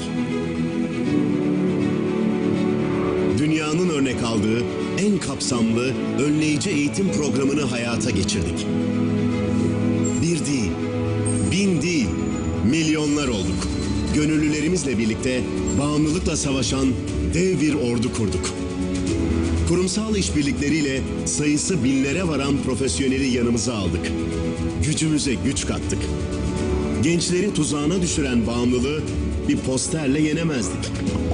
Önleyici stratejilerle bağımlılıkları ilk aşamada fark edip müdahale edecek yöntemler geliştirdik. Hayır yapma demek yerine nasıl hayır diyeceklerini öğretmeye başladık. Herkesi bağımlılık konusunda düşünmeye, üretmeye ve tavır almaya teşvik etmek için ulusal ve uluslararası yarışmalar düzenledik. Yeşil dedektörle sigara içmeyenlerin hakkını koruduk. Bağımlılıkla mücadele çalışmaları yapan üniversiteler, STK'lar ve diğer kuruluşlara maddi destek sağladık, burslar verdik. Çalışma alanımızla ilgili tüm bilimsel yayınları taradık, arşiv oluşturduk. Basında bağımlılığı özendirici içeriklerin önüne geçmek için verdiğimiz eğitimlerle medyayı mücadelemize dahil ettik.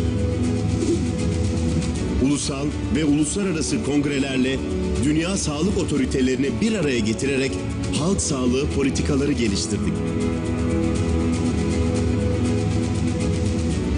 Sağlıklı bir toplum için ulusal ve uluslararası akreditasyon sistemleri kurduk, hizmet standartlarını belirledik. Ev, okul, sokak, mahalle, toplumun her katmanını mücadeleye dahil etmek için projeler geliştirdik. Sadece dinlemenin yetmediğini biliyorduk. Konuşmamız, ikna etmemiz, elimizi uzatmamız gerekiyor. Bağımlılar ve bağımlı aileleri için çalışma alanımızı genişlettik. Bağımlılar renklerini geri kazansınlar diye YEDAM'ı kurduk, milli rehabilitasyon modeli geliştirdik. 1000 sayısını arkamızda bıraktığımız dergiler hazırladık. Okuyucu kitlemizi genişlettik. Çocuklara, gençlere, ebeveynlere, akademisyenlere kitaplar hazırladık.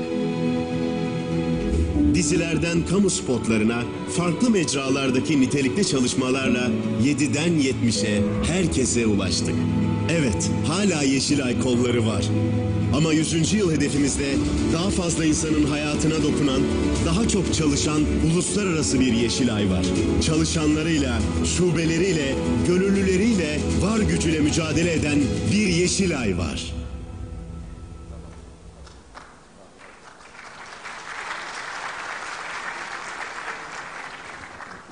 Saygıdeğer misafirler, Sayın Cumhurbaşkanı'nın birkaç dakika içinde burada olmasını bekliyoruz. Hiç kuşkusuz acı bir haber alındı.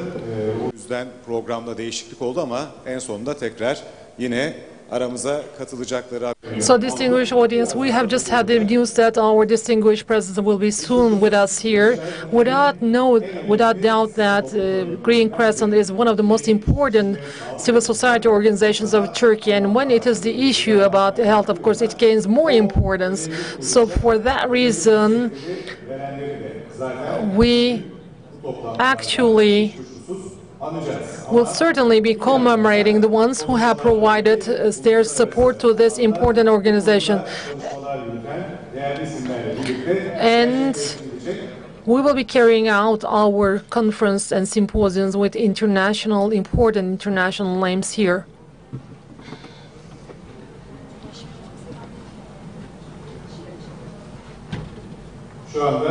So just currently, distinguished President is just at the entrance of the hall, and we expect him to be soon with us here.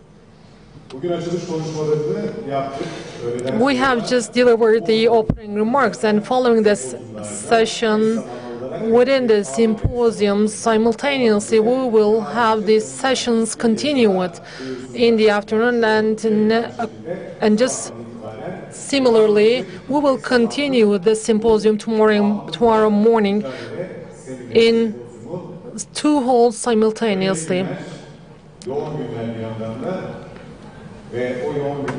And actually, we're experiencing these important days, and it was really important that the distinguished president has spared his time attending this symposium as well. So we expect to see him within a few minutes within the hall. The distinguished President of Turkey, Recep Tayyip Erdoğan. Distinguished President, welcome.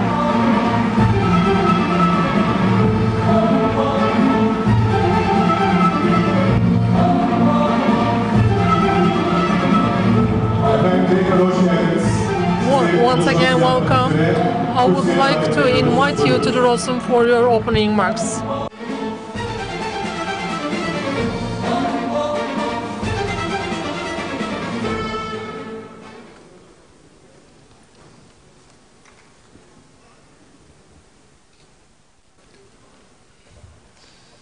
Yurt dışından distinguished guests from Turkey and abroad, distinguished members of our Green Crescent, Yeşilay, ladies and gentlemen, I greet you all with my most heartfelt feelings and with respect. At the beginning of my speech, I'd like to share with you a piece of news. Unfortunately, this morning in Samandra, we had a very unfortunate helicopter crash, and we wish that the God's mercy and grace be upon them who passed away, and wish a speedy recovery to the wounded soldier. So I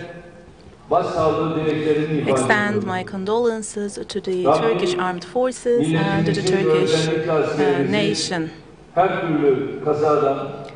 I wish that God protects us, our soldiers, our society from any sorrows. And I'd like to also ask for forgiveness for being late to this meeting.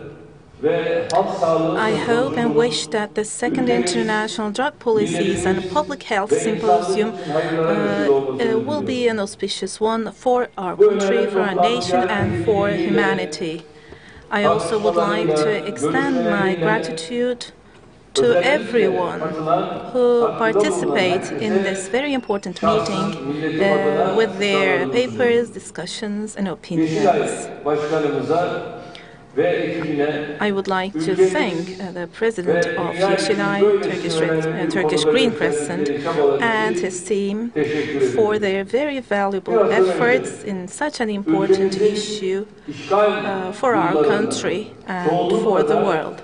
A century ago, when our country was invaded, the invaders, intruders, tried to spread alcohol and drug addiction. And Yeşilay was then established to combat alcohol and substance addiction. Today it's a global brand. It has got 107 branch offices in Turkey, and it has been growing in the world with offices in 41 different countries. So, Yeşilay, Turkish Green Crescent, has gained reputation and more recognition worldwide. Yeşilay has expanded its activities to cover not only alcohol and tobacco, but all types of addiction. So we have always supported the activities of Yeşilay, and we will continue to do so. In the past 4 years, since the very first symposium, we have combated against addiction. But still, we have a long way to go.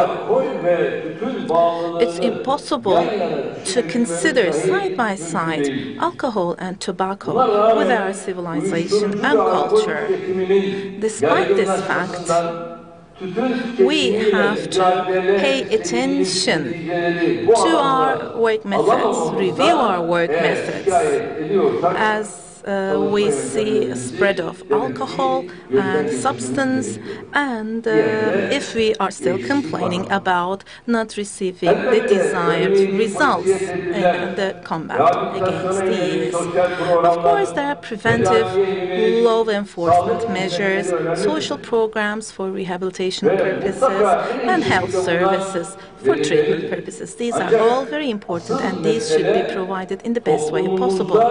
However, the real issue is to wipe out the environment that sets the ground for such bad habits to take root. For this reason, we should make sure that our education systems, our culture, and our values are passed on to new generations and to the whole society. I'm speaking very, very openly.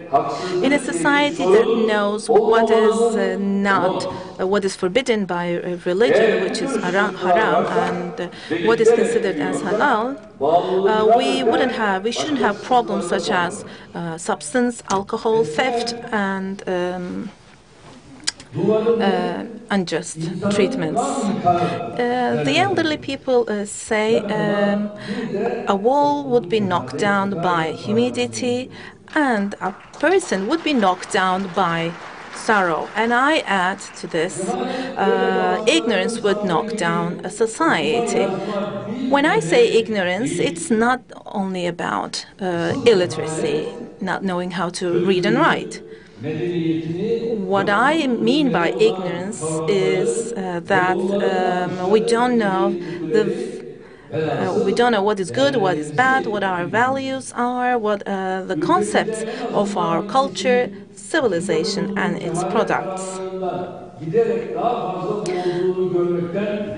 Saying that a certain circle in our country is drawn in the darkness of ignorance more and more, and we are saddened by this. There are people who don't know who they are, who don't know where they came from and where they are heading towards, who live just the day and who don't have any ideals for the future. So we should do more than feeling sorry for those people. When we have a look at the past 16 years of Turkey, we sometimes regret the insufficiency of our education and cultural policies put in place. And the reason for this is the fact that we have not covered the distance desired in these areas. We built the best schools, equipped them with the most modern equipment and tools, and we have no classes left without teachers. But unfortunately, we have not been able to contemplate sufficiently on what we should offer to these students who are educated in these schools. We did devote a significant budget to support cultural and art policies, and we established very important physical infrastructures. We do not unfortunately see any significant outcomes with respect to carrying our culture and civilization forward and transferred on to new generations. As this is the case, we today have to discuss what we could do to prevent drug and alcohol and tobacco-based, addiction-based threats growing further. Addiction and terror are alike. The way to effectively fight against both of them is to try to drain the swamp rather than fighting against the mosquitoes. If we do not stop the source, we cannot stop these problems through law enforcement officers or social service experts and healthcare personnel.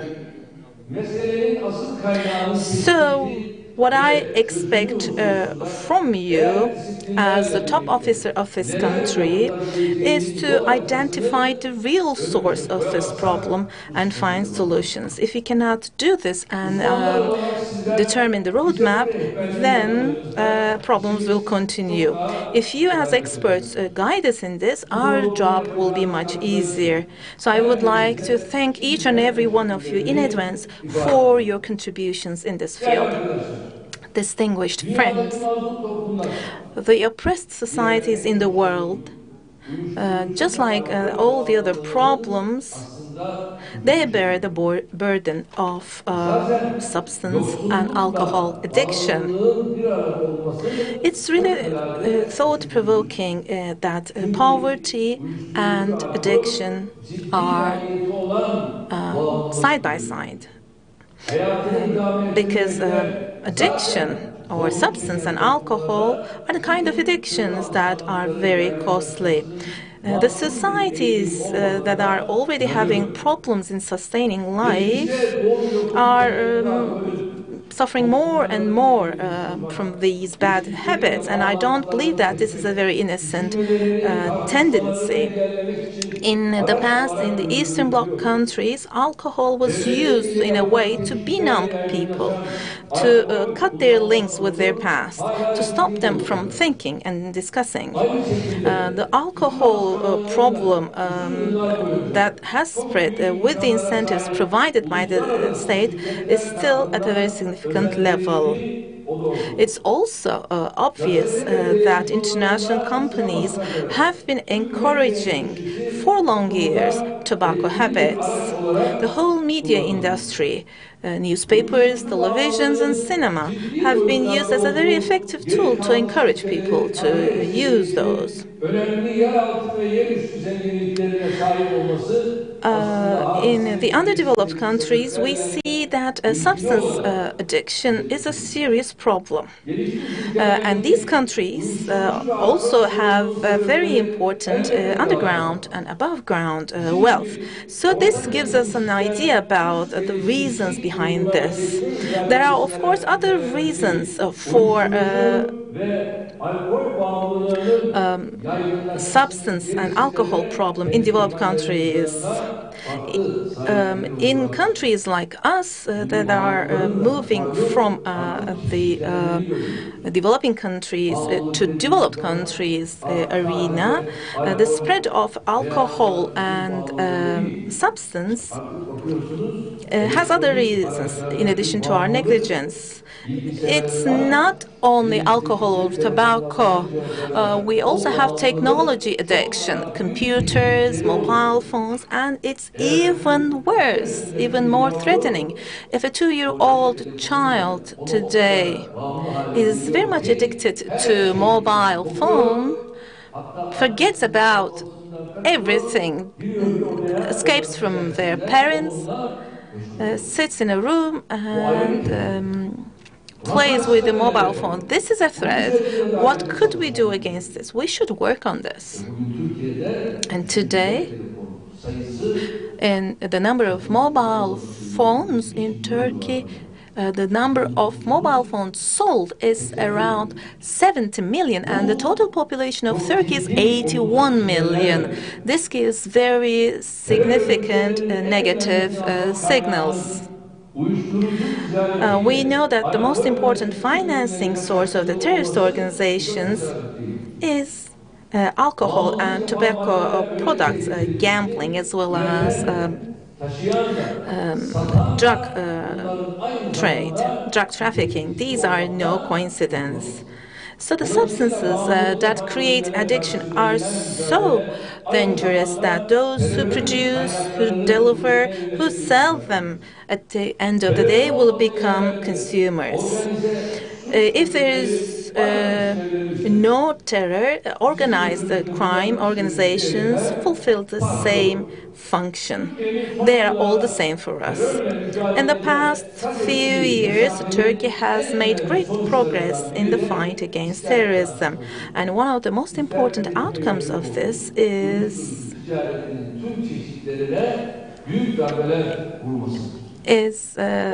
what we achieved against drug trafficking, all types of drug trafficking, either as a transit country or in terms of consumption. There has been significant decrease in alcohol and tobacco products smuggling. And our purpose is to take ourselves and other countries out of this game. There's an electronic cigarette, a toy, a strange thing. They say that there's no nicotine inside. So what does it have? Only a very small amount of nicotine. It's all about the lip, what they call the lip habit. Once it starts, people continue using nicotine, consuming nicotine.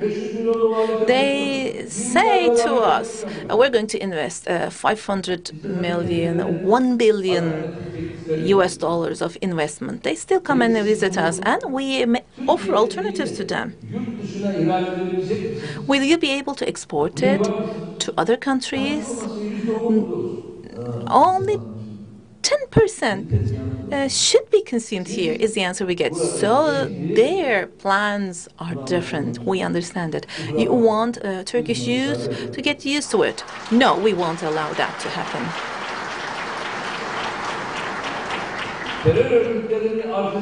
Those who support terrorist organizations, who encourage terrorists, should also know that they support such activities of those people. If we do not fight in every sphere, we cannot fight against terrorism. Just like we fight against terrorism,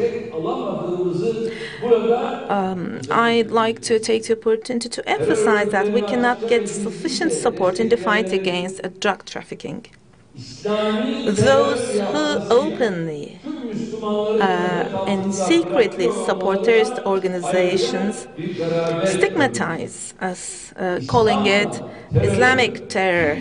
So they are putting all Muslims into trouble, because Islam as a word comes from the Arabic word sin, and it means peace. A religion that instructs peace. Could such a religion be side by side with terrorism? But the actual problem is different. Daesh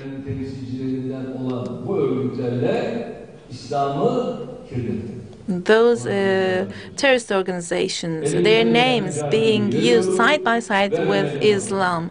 We can't allow that to happen. We will continue to fight against it. We're fighting against Daesh in Turkey, against PKK, against FETÖ, and we will continue to fight against them.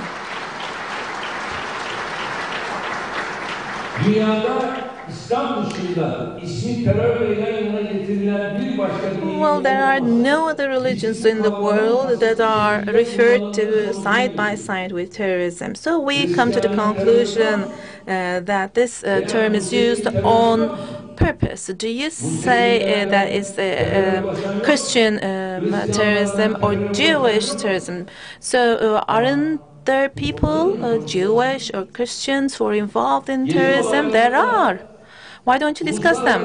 In the Gezi protests, the international media showed Taksim all of the time. There are terrorism protests, demonstration in Paris. Do you see any news covered in media? No, the whole world is silent. They don't see Paris because they don't want them to be stigmatized by this. Even if you want it or not, you are followed. Turkey's determination is very well known. In the past or today,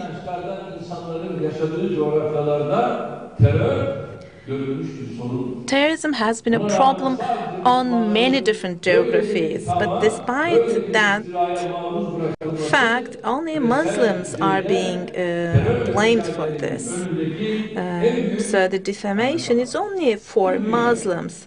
This is the greatest handicap in the fight against terrorism at a global level.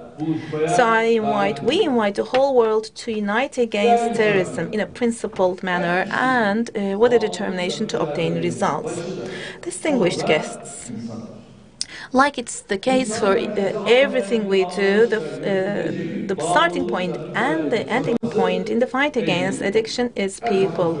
If you do not take people in the very center of everything, then the fight against addiction would be useless. The guiding principle should be let people live so that the state lives, survives. So we have always been trying hard to establish a system that would serve our people in every moment of their lives, since birth to death.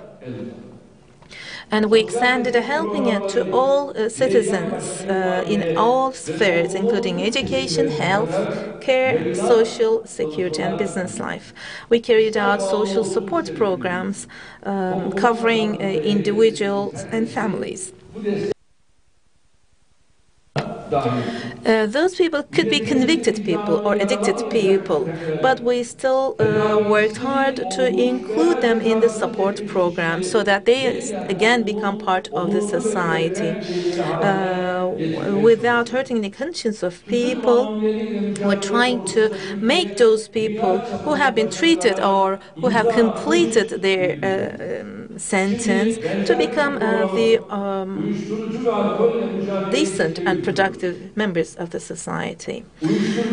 Turkey is fighting against tobacco products today, and Turkey has achieved worldwide success in this field. And a similar program still exists for the fight against drug and alcohol. The drug lords do target schools, so we try to strengthen the physical environment of schools, and we expect our teachers and students and administrators to be part of this, and that's why we deliver awareness-raising programs. We are fighting against those who should be punished.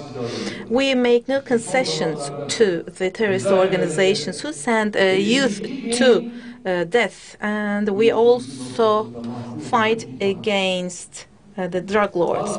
There are 52,000 people convicted of drug addiction in prisons. We are trying to save our people, save our youth from becoming drug addicts. If we do not take those steps, then we're going to lose future generations. That's why we're taking these steps, and hand in hand, we have to improve this further. In our eyes, there is no difference between giving a gun to the hands of our youth or giving a drug, a substance, to their hands.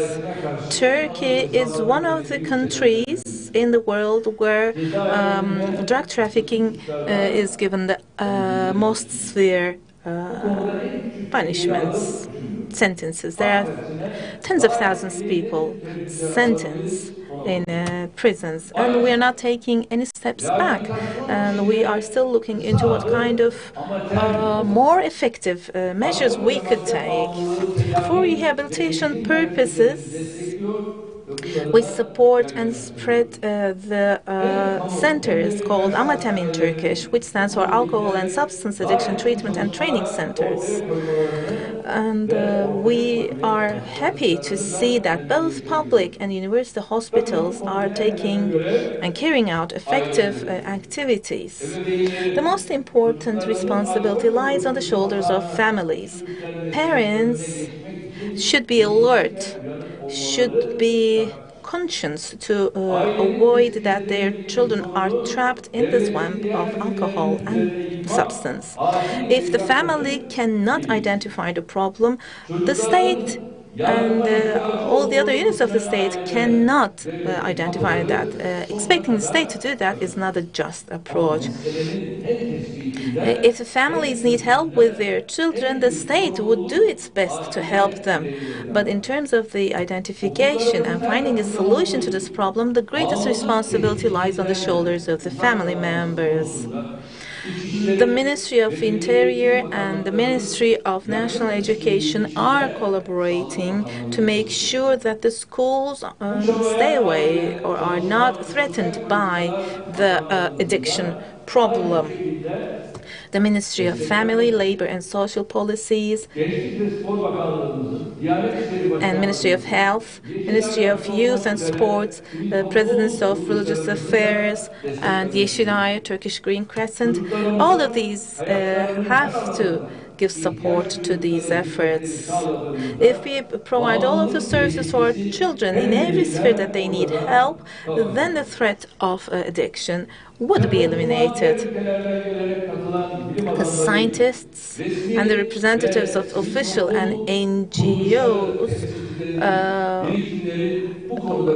with their participation in the symposium will guide us.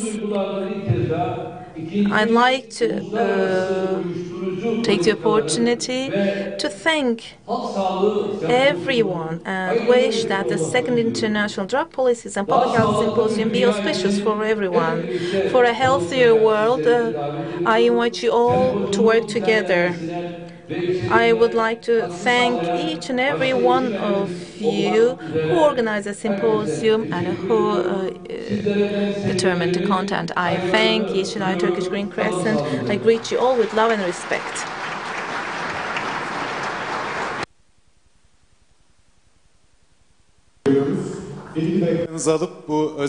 Thank you very much for your participation. We would like to present you a memento.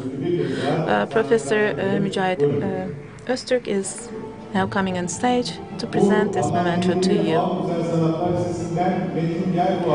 Metin Yelboğa from the Fine Arts High School prepared it, and he is the winner of the competition called Healthy Life.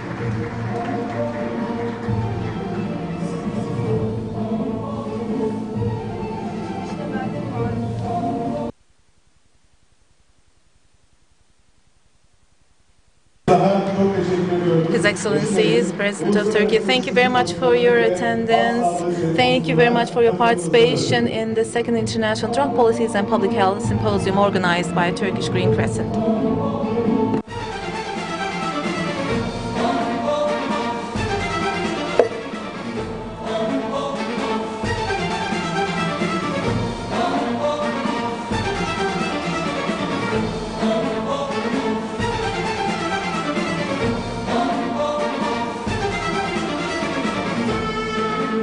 Saygıdeğer misafirlerimiz So distinguished audience, after a while we'll soon start with the first session of the symposium, and once again thank you.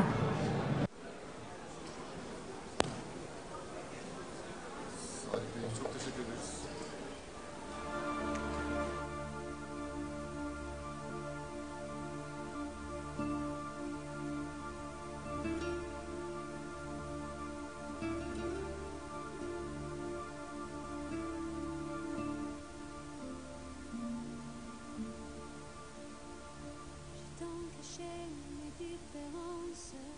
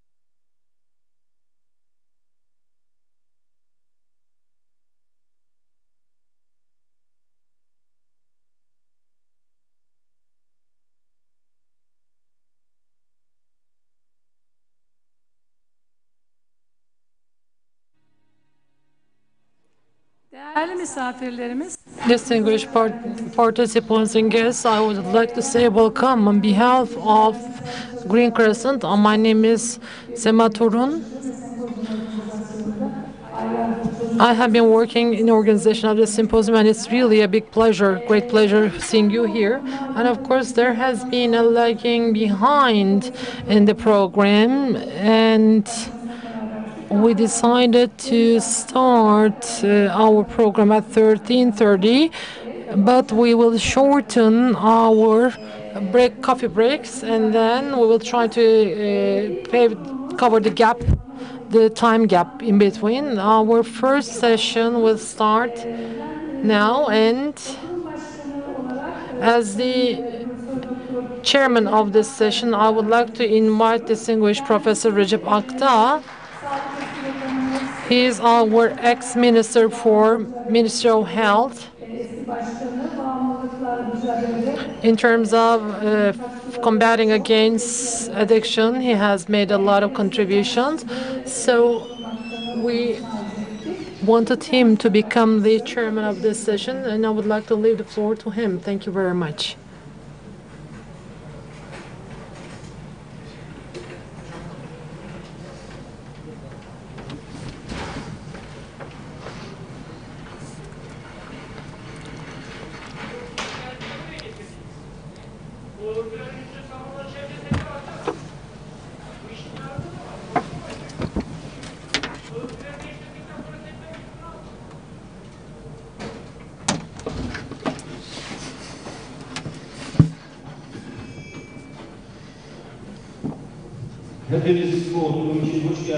Welcome to this session.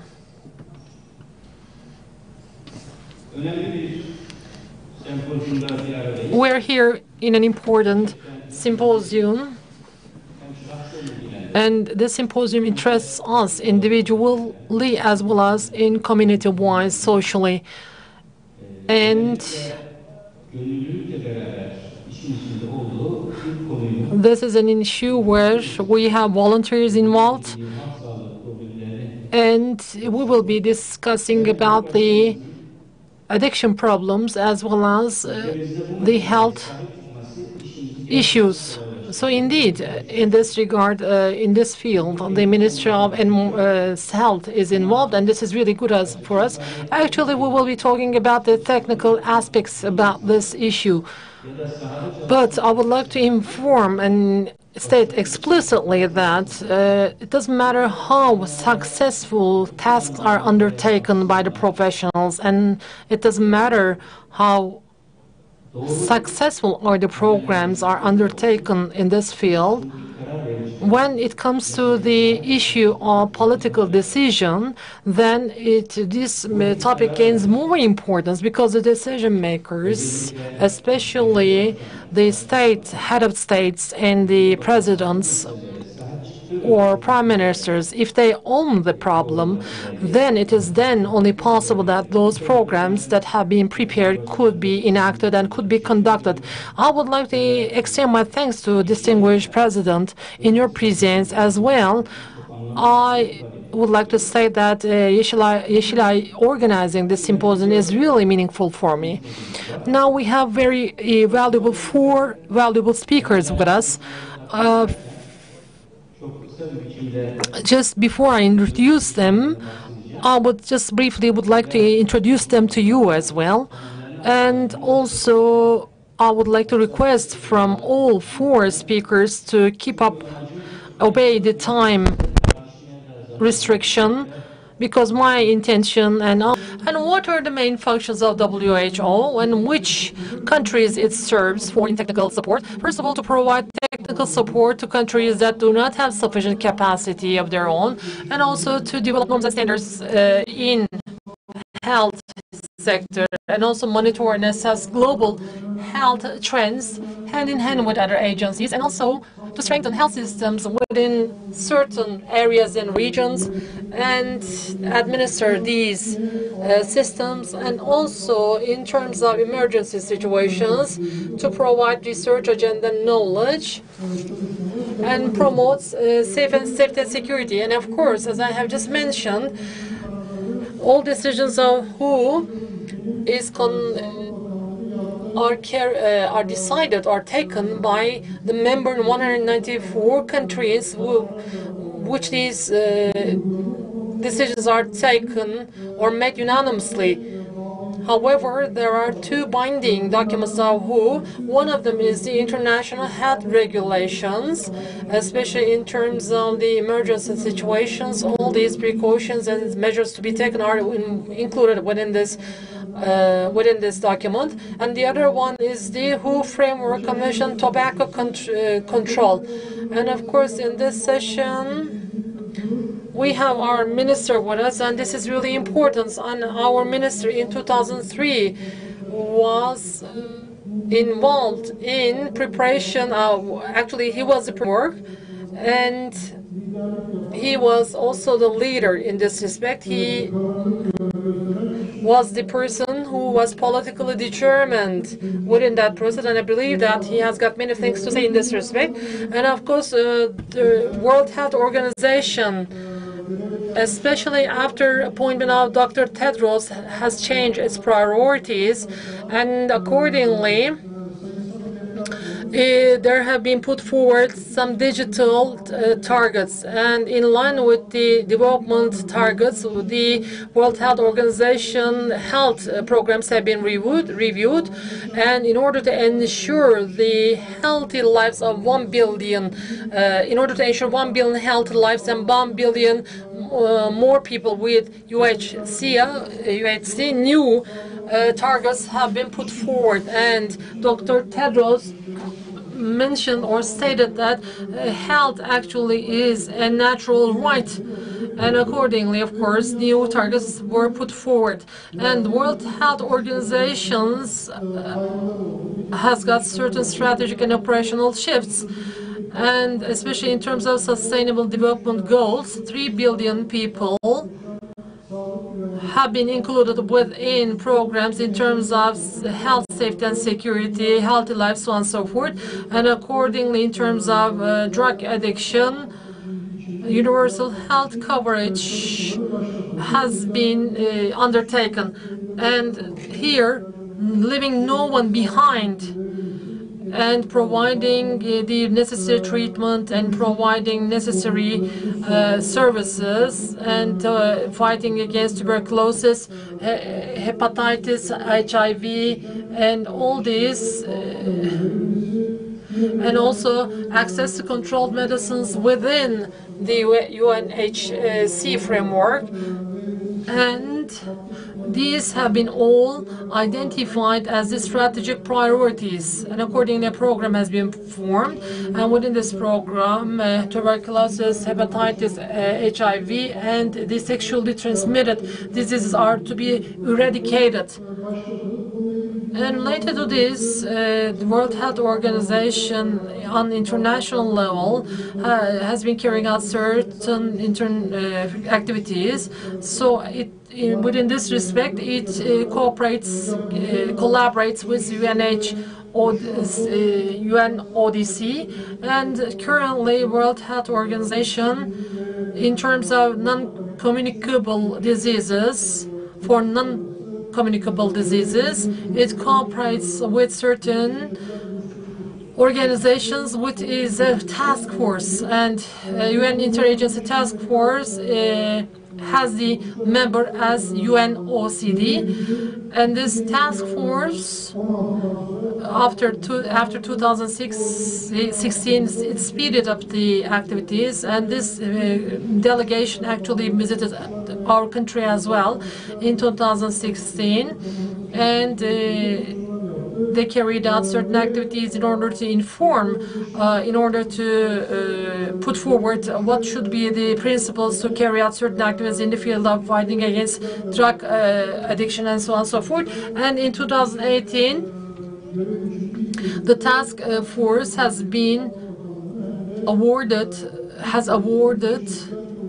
the prize to Ministry of Health of Turkey, which was received by President, our President in New York. So once again, so we what does WHO do on psychoactive substances and related issues? And there is actually, in this regard, there is a committee on drug dependence, and in this regard, UNODC and International Narcotics and Control Unit, and with certain scientists dependent on certain evidences, these items are trying to be updated. And of course, the activities of WHO are not only limited with the drugs, but also related to alcohol and psychoactive substances.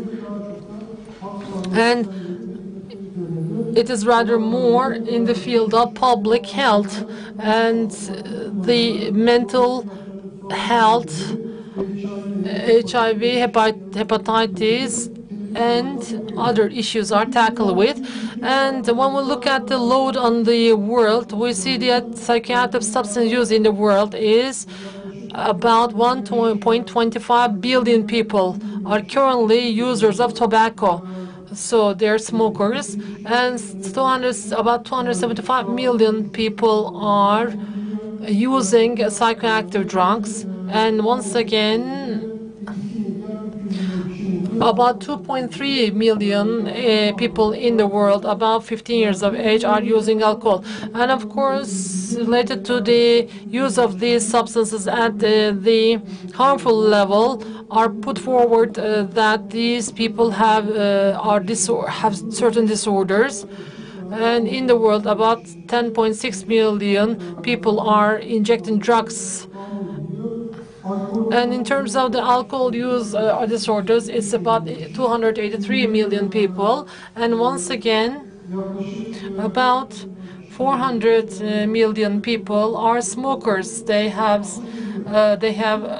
tobacco using disorders. So actually, what about the load that is caused by this psychoactive substance? Actually, tobacco smoking causes 7 million deaths, and alcohol consumption causes 3 million deaths. And 150,000 of deaths are due to alcohol usage and alcohol poisonings. And in terms of using the tobacco or tobacco smoking, we know that there are a lot of people die because of this reason. And once again, when we look at the prevalence of alcohol use disorders among persons 15 and plus, are mostly in Europe. And when we look at the mortalities due to drugs usage, we see that there is an increase in deaths because of fentanyl usage. And of course, the World Health Organization, in order to decrease the demand, cooperates with UNODC, and accordingly it contributes to preparation of international standards. And among these, we have certain regional studies. For example, in prisons, HIV mothers, to just prevent HIV mothers. So there are certain recommendations, and some epidemiologic studies are carried out. And accordingly, we're trying to produce certain estimations, and accordingly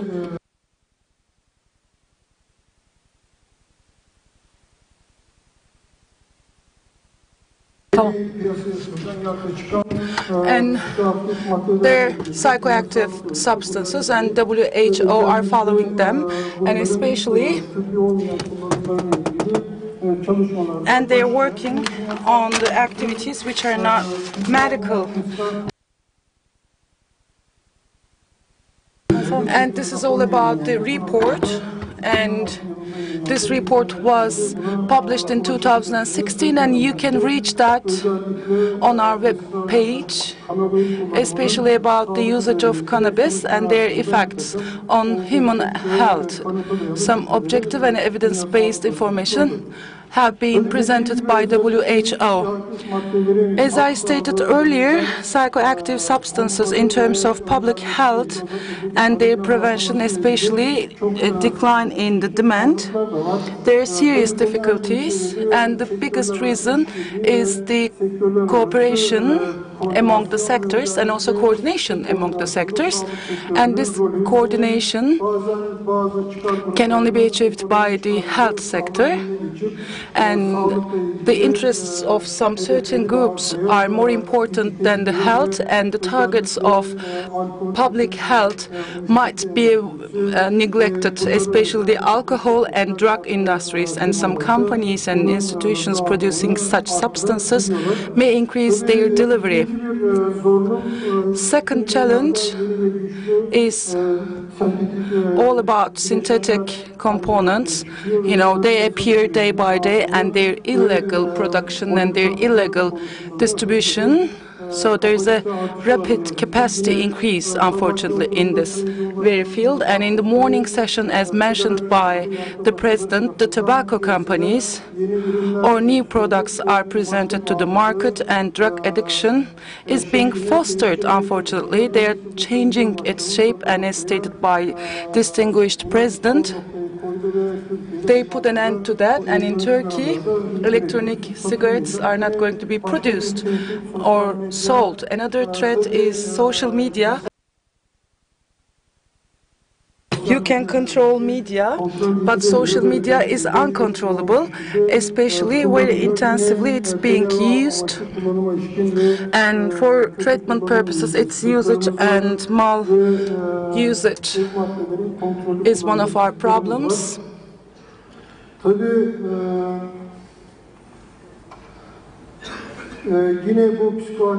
Medicinal or medical use of plants with psychoactive and dependence-producing compounds like cannabis, and cultural acceptance of substance use in population, and weakness of monitoring systems and priority and the policies, they are quite limited, and the processes cannot be followed.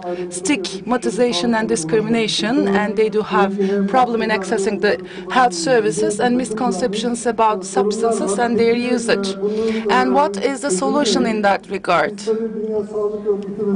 WHO and health sector, in all matters, health should be prioritized in all policies, and whole of government, whole of society approaches, and multi-sectoral and multi-stakeholder actions are needed to address the world drug problem.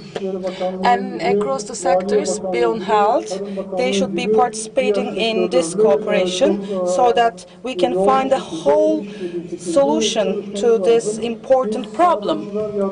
Us as health providers or the health sector, we are trying to provide long-term health for the human being. We are trying to push them, but the other sectors, this should be supported by the other sectors. Ministry of National Health, Ministry of Finance. If they support us, then we can work with many health problems and overcome them. Thank you very much for your support. Ben de Toker Ergüder Bey'e çok teşekkür ediyorum. Gerçekten zamana mükemmel uydu. 15 dakika içerisinde konuştu. So he has accomplished his speech in 15 minutes. So our second speaker is Kamran Niyaz. I would like to speak about him just shortly. So the floor is yours, sir. Kamran Niyaz, in the field of epidemiology, he has a master's degree in epidemiology. He has a public health sector expert. And in terms of treatment of use disorders and epidemiology, he has important studies in the field of epidemiology. He has been working with UNODC. He has had some posts in our country as well. And with our country, in Iran, in Uzbekistan, he also had some posts as well. And I think that the most important issue that he carries out is that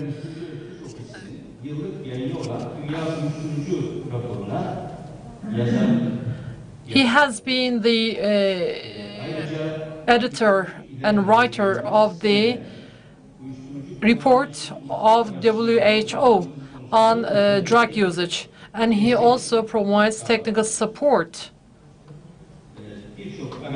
And he has been a leader in many field studies as well, and he has been the member of American Public Health and as well as the Royal Community. He has been the member. Thank you very much, Mr. Chairman, distinguished speakers, distinguished delegates, ladies and gentlemen. I have the honor to present to you the global situation and trends with regard to drug use that are based on UNODC's flagship publication, the World Drug Report 2018.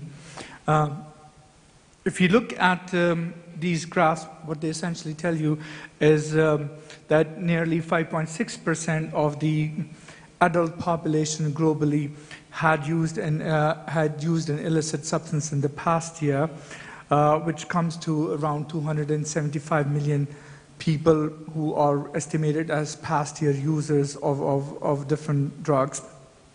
Out of these, every 10 person using drug is estimated to be suffering from drug use disorders. The extent of drug use in the past year has more or less remained stable in the past 5 years, but if you look at the long-term trends, since 2006, we can estimate that it has increased by about 18% among the adult population. These are the numbers of people, estimated number of people who use different drugs, but I think the most important message here is that drug use is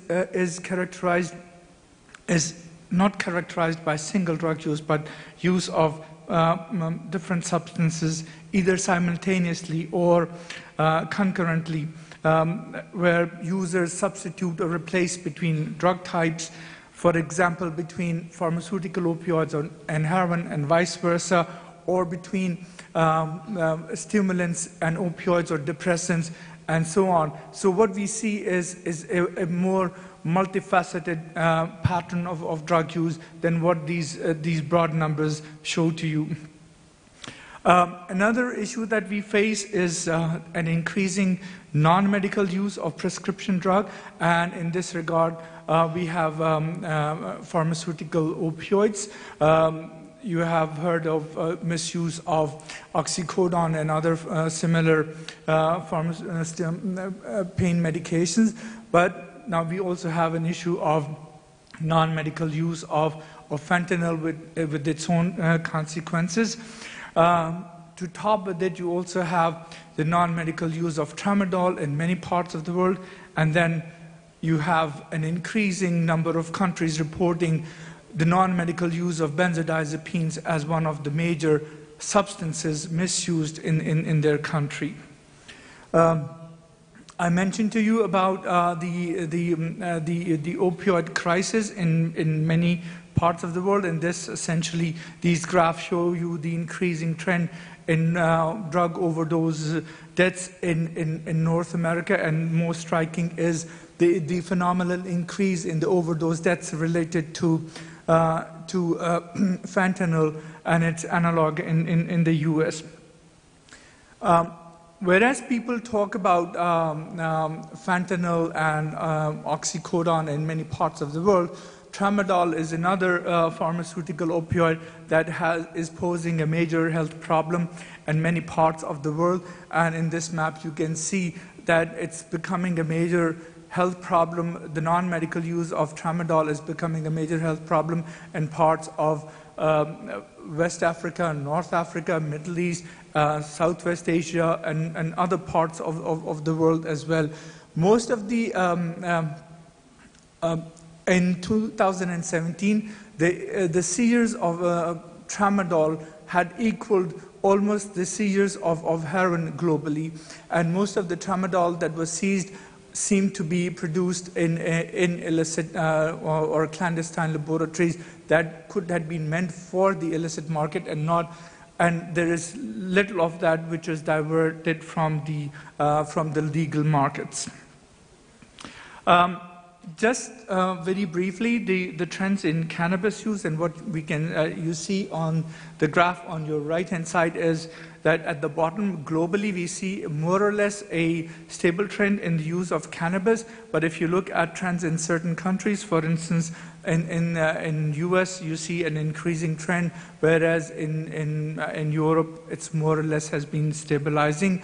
In countries or regions from where we don't have good estimates, the expert perceptions say that there is a considerable increase in the use of cannabis in parts of Asia and in Africa. The slide that you see on the other side, which should be the one on your right side, essentially shows the increase in cannabis use in the US. And what's more striking is that there has been a 90% increase in people who use daily or nearly daily cannabis in the US.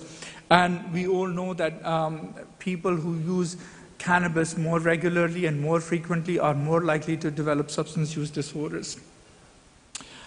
Moving on,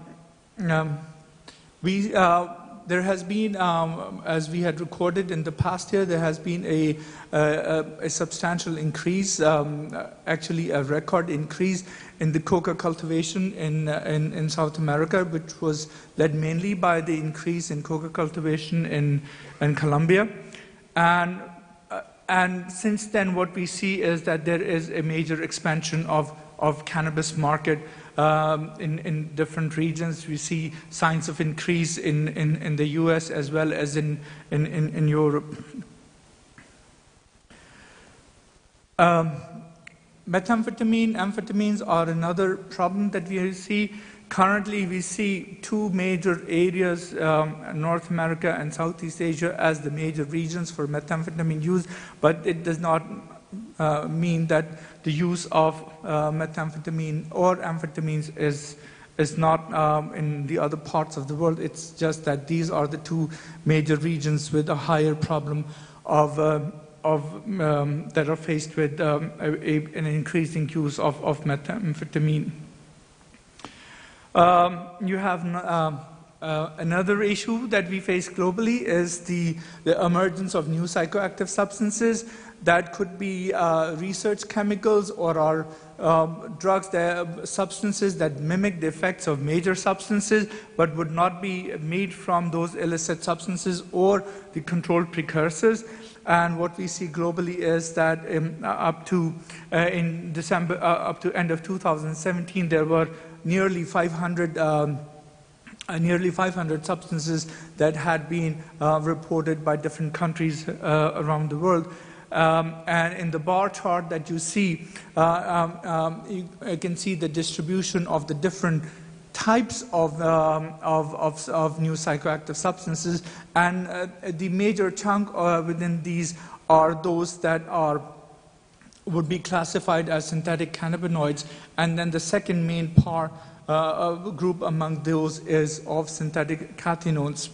What we also see is that the whole market of NPS is very transient. There are substances that are coming in, and those that go out are out of use because they have been put into under control by the national authorities, or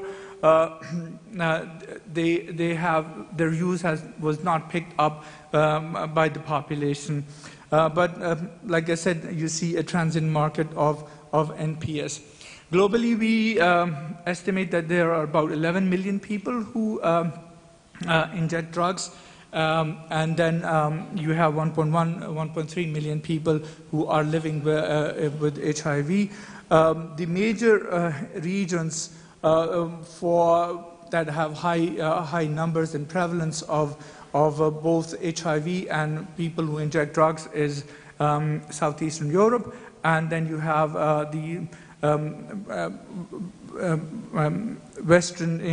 West Asia as another region that has a very high prevalence of HIV among people who inject drugs. In terms of the healthy years of life lost because of premature deaths or disability due to drug use disorders, we see a big chunk of those healthy years of life lost are because of opioid use. But then we also see that hepatitis C and the diseases associated with liver cirrhosis or liver cancer also stand out as a major burden of disease due to drug use. And the same stands out for drug-related deaths, where drug use disorder accounts for nearly 1/3 of drug-related deaths. But you also see that nearly 40% of deaths attributed to drug use are because of hepatitis C and related problems. Moving on, we see that although more adult people in the adult population use cannabis, but if you look at as the percentage of population, there is more cannabis use among adolescents aged 15 to 16. Moving on, what we see among young people is that there is a spectrum of drug use where on the one hand you have in affluent societies or in urban settings, you have young people using drugs in nightlife settings, what we normally call as club drugs, that can include ecstasy, cocaine, or GHB. And on the other end of the spectrum, you see street children living in very hostile environments, and they are using stimulants and other drugs to cope with that hostile environment that they're faced with. So that's the spectrum of drug use among young people. We see that although more men than women use drugs, but when you look at the use of prescription drugs, the non-medical use of prescription drugs, we see the gender gap narrowing between men and women, and you see almost an equal proportion of men and women using prescription drugs. Also, women may initiate drug use later in life, but what we see is that when they start using drugs, they accelerate much rapidly in progression of substance use disorders than their male counterparts. And then there are many social and environmental causes that may not only lead them into initiating drug use, but also as causes that contribute further to the complexity of their drug use issues. Moving on, childhood adversity is one of the factors that has been seen, that in the absence of childhood adversity, you see more men would be developing drug use disorders, but women who have experienced childhood adversity are more likely to develop drug use disorders as compared to men who would have experienced the same. So those are some of the things we need to keep in our minds when we need to develop prevention and treatment programs for women. And again, my last slide is women also suffer more consequences because of their substance use, although there are fewer women in prisons on drug-related offenses as compared to men, but the proportion of women who are in prisons on drug-related offenses globally is much higher than men themselves. And with this, I thank you for your presentation, and I was very much conscious of the time, and I have actually saved you 1 minute and 30 seconds, but thank you very much for your attention.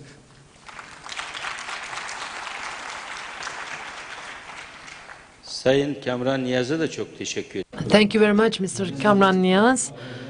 So he is indebted. We are indebted to him for 1.5 minutes, and I hope we will use this time during Q&A session.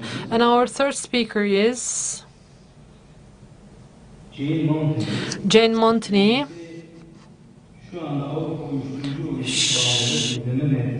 She's currently in ENCDDA. She's working as an expert working for public health, and she has been in the institution since 2013.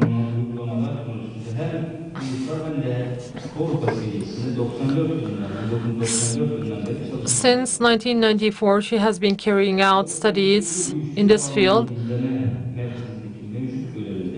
And with her current position, drug epidemiology, policies related to drugs and implementations, she has undertaken a general responsibility for long years. She has been a chief editor in the field, and she has drafted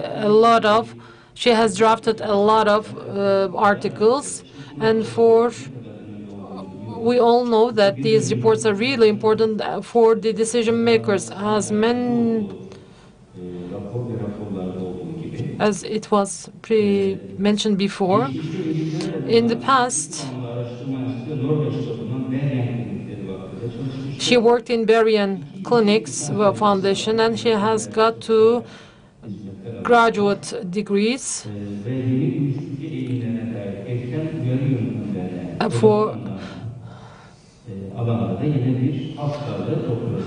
She has a doctorate degree in early warning systems. Thank you very much, Chair, ladies and gentlemen, and the Green Crescent for this kind invitation to present to you today. Okay, I'm from, as heard, the European Monitoring Centre, so I'm going to give a European perspective on trends, and we have an annual European drug report which provides our summary. There's a big statistical database that you can all access with the data in. There's a report which is in 22 languages and Turkish as well, and we have country drug reports that are all linked, so it's a package. I'm going to focus on trends, but before I do, I just want to give you a few of the big numbers because trends have a point in the present, if you like.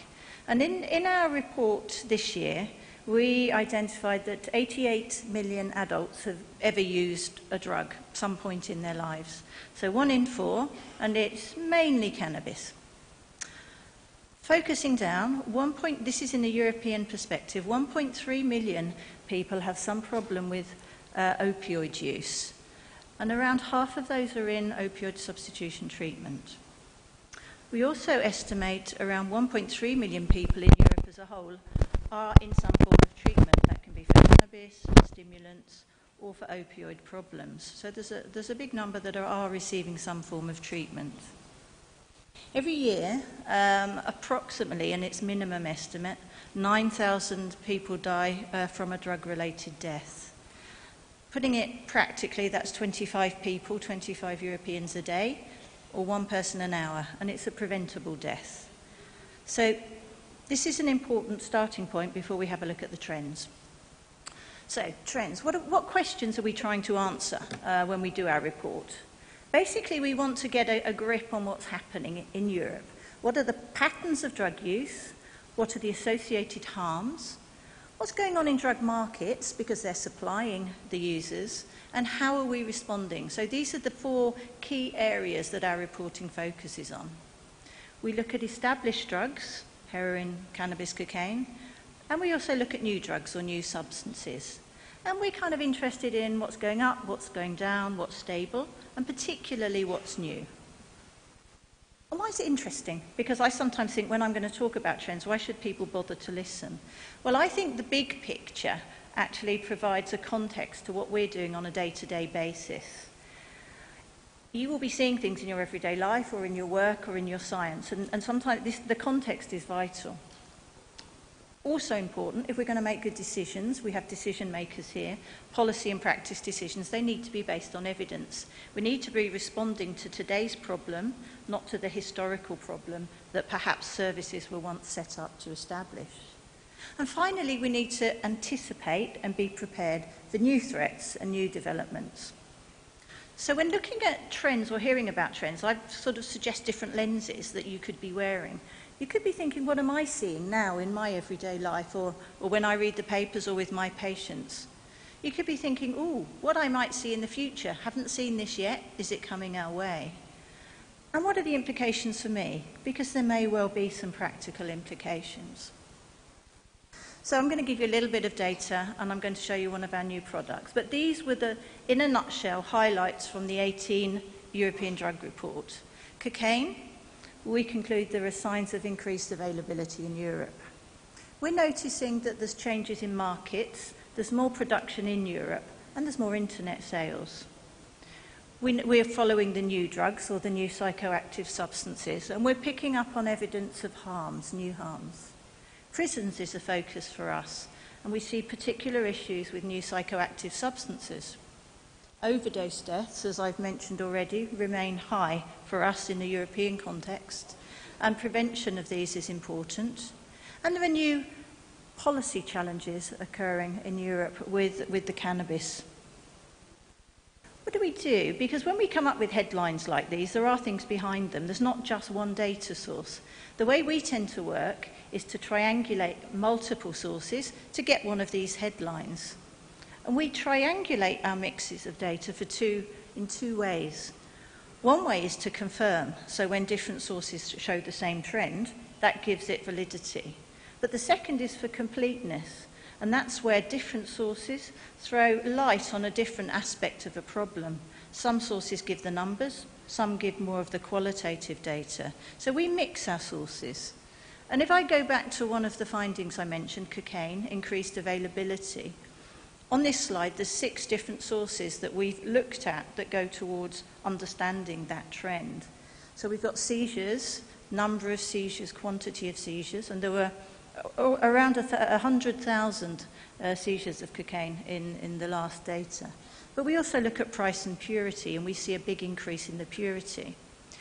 This helps us understand the market fairly well. There's more cocaine around, but we're not so sure if there's more users, and that's because our data is less strong. Our survey data is giving us a mixed picture, different things going on in different countries. However, our wastewater data, which interestingly is 1 year ahead, is showing us, in this case in 26 of 31 cities, that there are increasing trends. So we're careful reporting the use, but we're more clear on the availability. The second finding I mentioned, drug markets. So this is an interesting one because Europe's always produced drugs, but many of our major substances have come in from abroad. But what we have seen is for some substances like MDMA and ecstasy, there are more laboratories being detected and there are higher production runs. So there seems to be more going on, more production of high potency or high quality MDMA. We're also seeing something which is a bit new, which is signs of the final stages of processing of cocaine and heroin being picked up in Europe. Usually this has been occurring outside and being trafficked in.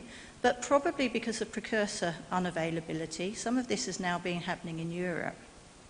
We also see for cannabis that European production, so production within Europe, is starting to displace some of the imports. So we've traditionally, again, from Morocco, for example, had lots of cannabis coming into Europe, but more and more the production is happening closer to the markets, and that's one of the conclusions, that the production is travelling less, there's less chance of interdiction and customs because the production is local. Now, again, a trend that we've seen across substances actually is an increase in the potency of substances. So the cannabis people may have known 20 years ago is not the same as a lot of the cannabis that's high potency that's available now. And this goes for many substances. This is quite a nice graphic. I don't know if you can see clearly the test tubes that we produced a couple of years ago, which shows how much of a pure substance does it take to make 10,000 doses for users. And at the end, you've got carfentanil, which is a very, very potent fentanyl analogue, and it's 0.1 of a gram. Tiny, tiny amount makes 10,000 doses. And this is part of the current, if you like, contemporary problem, that you've got really small amounts of substances, extremely easy, therefore, to actually traffic and transport in package posts. Small amounts can make great number of doses of substances. So markets, the other aspect that's really changing these days is the impact of the internet. It's a catalyst for diffusion and for innovation. People can get the back catalogues of chemicals to make the new substances. It provides a marketplace, as we know, both on the surface web and on the deep web, both for illicit substances, for new psychoactive substances, and for medicines. So it gives an easier accessibility, particularly to people in rural areas, that they would not have had before. And it brings around a whole new range of challenges for us. My agency's got something called the European Early Warning System, where we work with Europol and follow these new psychoactive substances, the ones that aren't controlled. And we've heard about them from early speakers. What we've seen, and when these arrived in roughly 2005, they completely changed the drug market as we knew it. It was a totally new phenomenon, and there aren't that many. There's a lot of stability in our world. We saw an increase in the availability of completely new molecules, substances, created by chemists up until 2014, and now they've started to drop again. There's been regulation in China, there's been regulation in Europe. It's possibly having an impact for the better, but we are still seeing one a week, so one brand new substance a week. Our focus now is more on the problems that we're seeing with the high-potency substances, deaths, and intoxications. And we've heard mention of fentanyls or fentanyl analogues, which are particularly potent and dangerous.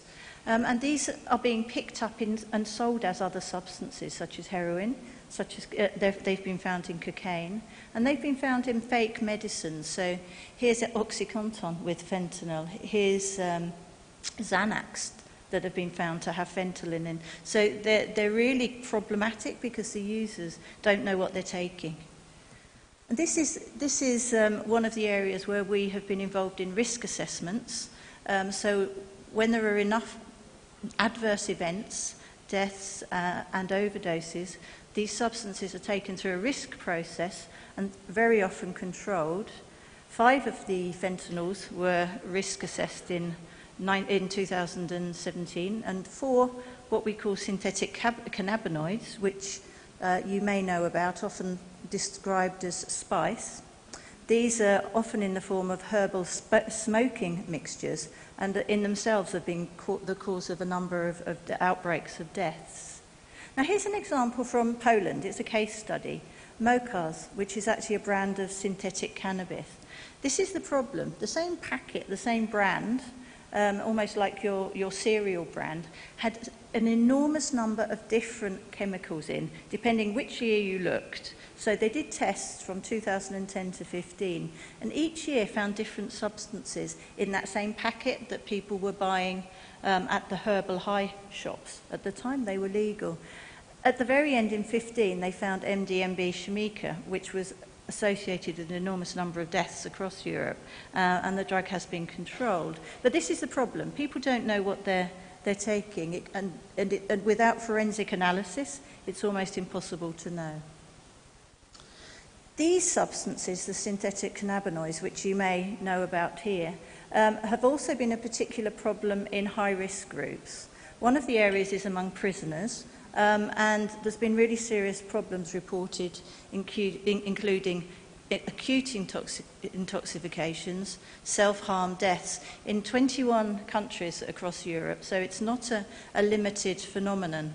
These are really difficult to detect, hard to find in blood tests, and what we see is really innovative methods of delivery in the prison system in terms of these substances. So, looking at the trends, what we see is there's big drivers, there's globalization. So we're working nationally or EU, but the drivers are bigger. There's big things going on, changes in terms of transportation, changes in terms of the amount of container ships passing through the ports, which is how drugs are increasingly delivered.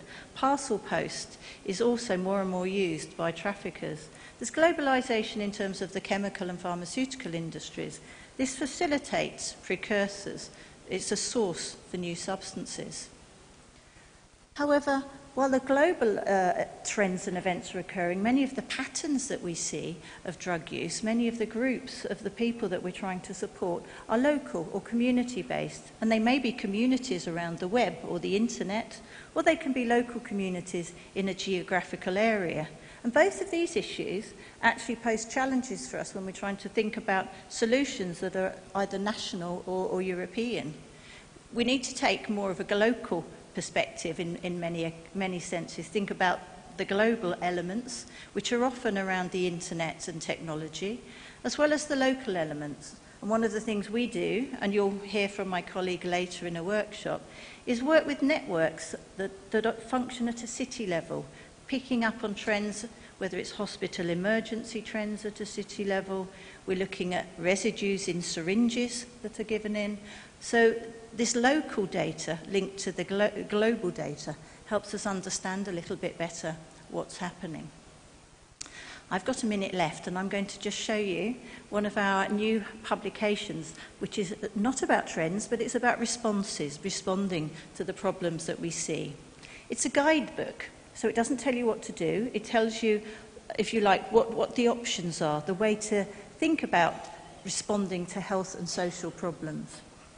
It's got links to what we call our best practice portal, and I would welcome all of you to come and look, because we have an evidence database where if there's a particular intervention you're interested in, you can study the evidence and see what works and what we know about these things. And there's one that particularly focuses on prevention.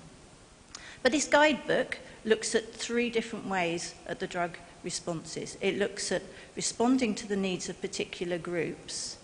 It looks at responding in particular settings. And it looks at responding to particular types or patterns of drug use. I mentioned, and this is my last point, drug-related deaths and overdose deaths. It's a key problem for us. And in the guide, we focus on this issue. We look at the range of responses that are available, from reducing vulnerability to reducing the risk of overdose, and to reducing a fatal outcome if an overdose occurs. And here the antidote, naloxone, is particularly important. We've got overviews of evidence for all of these areas, so if you're interested in what works and doesn't work. And we summarise implications for policy and practice. So if you're coming in as a policymaker, it can give you some ideas of what's needed and the way to go. And my screen's gone blank. So I think at that point...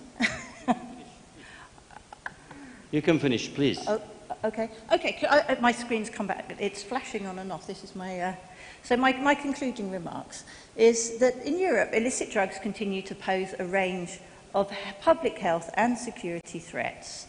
The market's dynamic, it's not stable, it's more globally linked, and the information technology is impacting heavily on the problems that we face.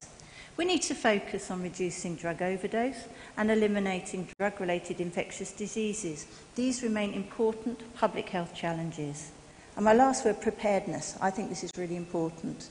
We need to be prepared for the future, we need to be evidence-based, and we need to think about rapid responses to the problems. Thank you very much.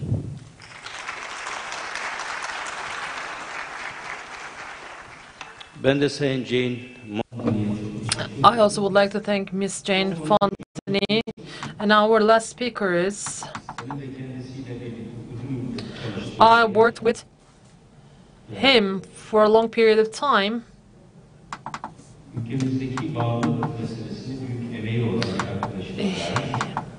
He has worked in our department for a long period of time. So actually we're warned we will try to accomplish at 3 o'clock, and we will have a 15 minutes break. Sertaç Polat was born in 1978 in Erzurum. In 2003, he was graduated from Medical Faculty of Atatürk University, and between 2003 and 2009, he worked as a physician in an institution, and as of 2009, He worked with us in our ministry, in the Ministry of Health, in the Department of Combating Against Tobacco Products, and as well other drugs. As the chief of section of combating against tobacco, and he also worked in different fields as well, but mainly he worked in the field of combating against tobacco usage. As of 2014, as you know, addiction, combating against addiction issue, a higher commission was, or council was established under the under presidency, and then this was transformed into a high commission for combating against addiction. And during my tenure of office, we produced a control program, a strategic plan as well, an action plan as well.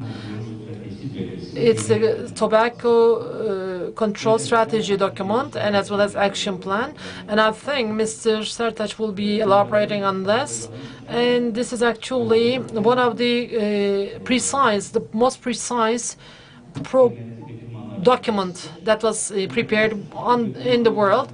And of course, undoubtedly, we have to say that it's not enough to prepare the documents, but actually we have to execute these plans and programs and action plans as to access or achieve the performance indicators. So now I would like to leave the floor to Mr. Sertaç. He will be talking about the activities regarding combating against drugs. Thank you very much for the invitation, as well as for giving me an opportunity to deliver a speech here. And I would like to extend my thanks to Green Crescent Society. And of course, as regards the combating against drugs, there are many studies that were carried out in Turkey, and it's not possible to squeeze all these activities within 15 minutes. However, before 2014, in all the world, the synthetic cannabinoids actually started to become a risk factor for our country as well.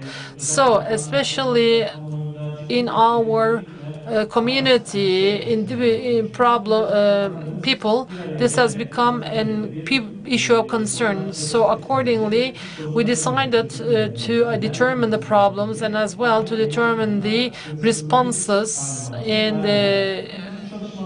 and accordingly, we started working in this field. And first of all, we decided to strengthen the coordination mechanism. So upon this, our ministers convened again, and then a prime ministerial curriculum was published accordingly. And this curriculum,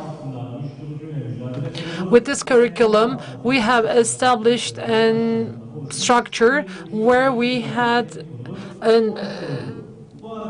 technical council consisted of the chairman and deputy chairman.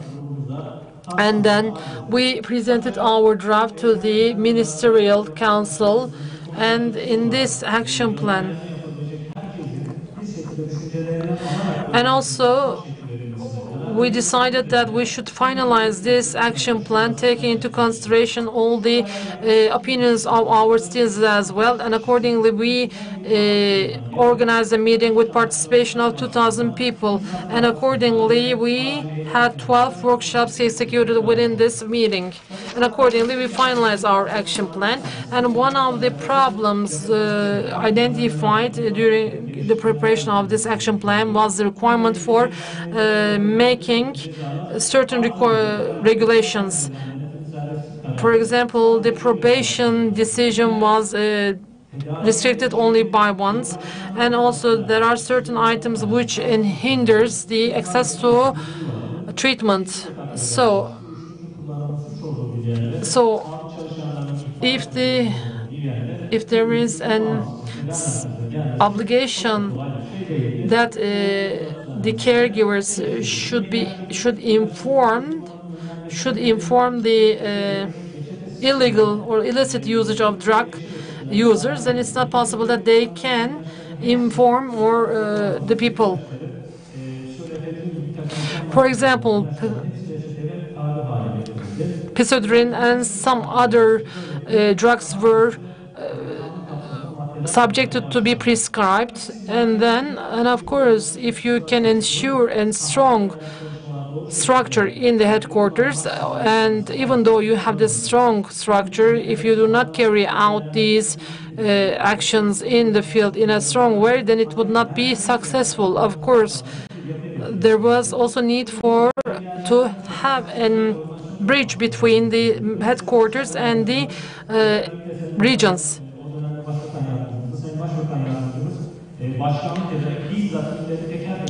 And all these data were evaluated, and so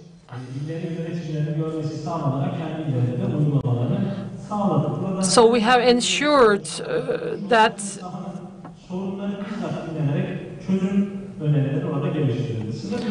so in terms of border security, certain measures are taken, and our borders are strengthened, and in terms of the security in the streets, many projects were carried out.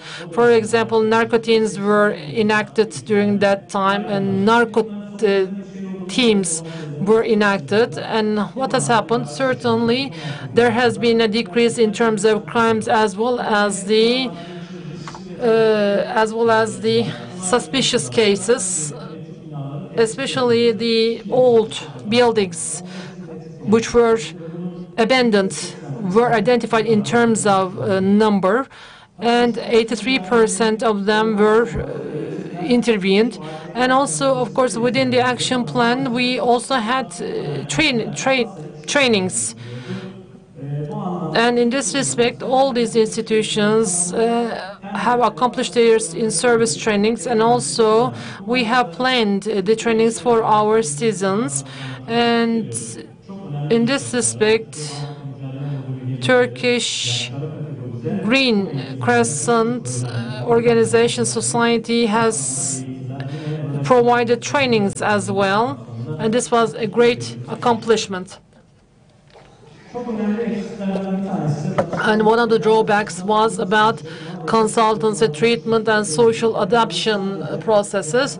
And the treatment was also only could be conducted with only for inpatient patients in an inpatient way.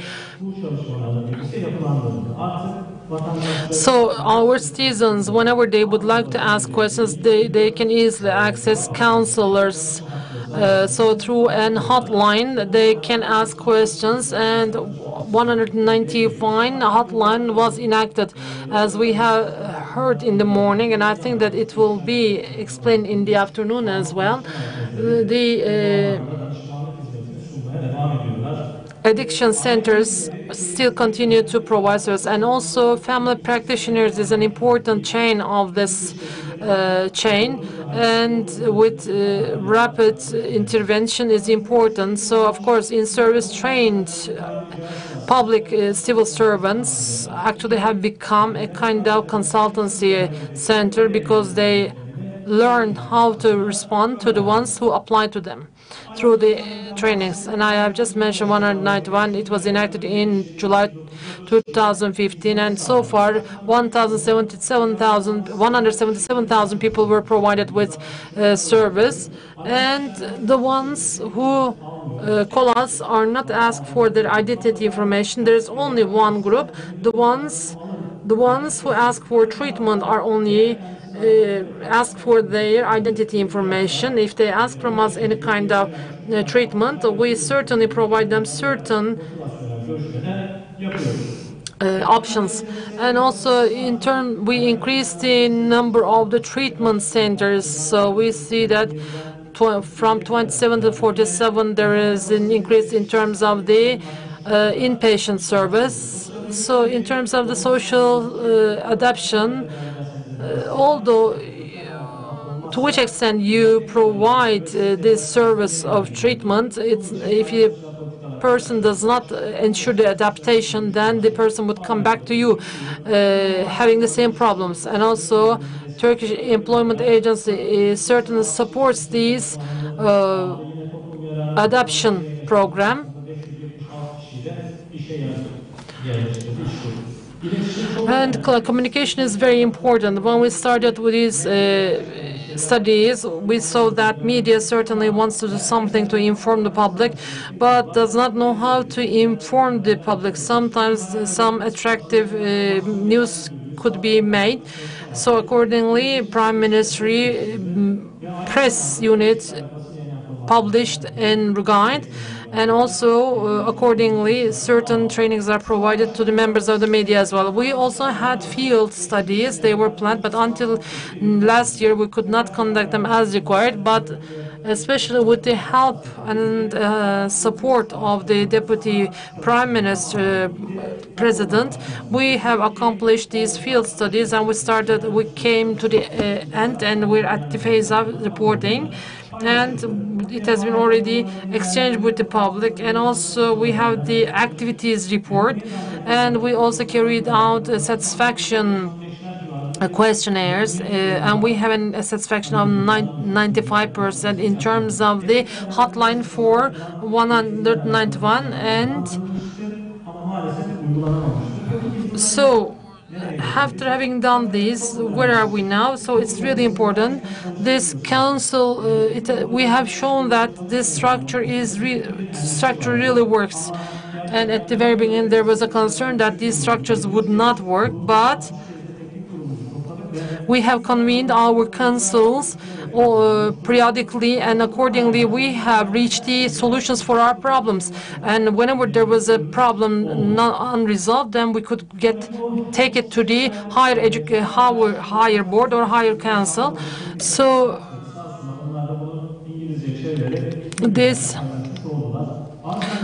in terms of combating with supply, we see that there are seizures. There is an important significant increase in terms of the seizures, and also in regarding the inpatient centers, we see that there is an increase by 63%, and with the enacting of the consultancy service centers and with the support, we see that there is an increase of 23% in patients. This certainly decreased the load on the AMATEMs. So we see that these patients are provided only 1 week of treatment, and so we have the press analysis reports, and there were previously criticizing news that there was not enough number of the treatment centers as well as the number of the law enforcement. But now we see that these numbers have already changed, and unfortunately from 2013 to 2014 there was an increase in mortality to 114%. But this has already decreased, but this is not enough. Until we catch the trend as zero, we will still continue with our studies. And where are we right now? In 2011, you see there are studies carried out, and within 6 years, there has been a 0.4.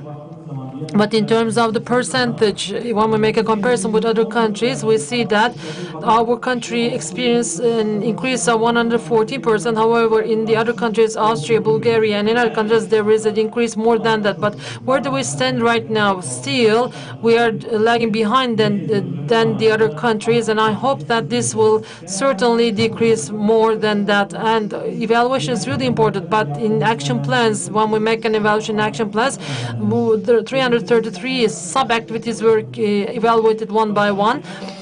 But however, Deputy President made an evaluation, and it was decided that we should make a revision in the action plans, and we have already started a new action plan study, and we have already carried out certain meetings, and our distinguished Deputy President participated in these meetings for the preparation of the action plan. And this is really an important action plan. It certainly would contribute a lot. What is the difference between other action plans? Yes, of course, there were activities in the other action plans, but with the acting speedily, we see that these indicators were not precise and the objectives were not precise. So for that reason, we didn't know very well to take from which point to another. And we were, of course, carrying out trainings, but how many trainings we should carry out, we didn't know this, and we couldn't make them precise. But with this new action plan, each step can be monitored with precise indicators. So we see that in terms of the frequency of the drug use for the individuals above 15 years old, and as well as we will be able to monitor these numbers, and we will be able to monitor the university students, and so we will also be able to detect the amount of drug use from the wastewater as well. So the indicators are important. So I have to be speeding more in terms of preventing the supply, and also to identify how many, to realize, execute how many meetings have been already identified within this action plan, and even the sub-activities have been identified. So in this respect, I hope within the next period process, with the activation of higher council, we will come to a better position. Thank you very much. Sertaç Bey'e de çok teşekkür ediyorum. So thank you very much to Mr. Sertaç. Now we would like to have questions from the audience. Yes, please.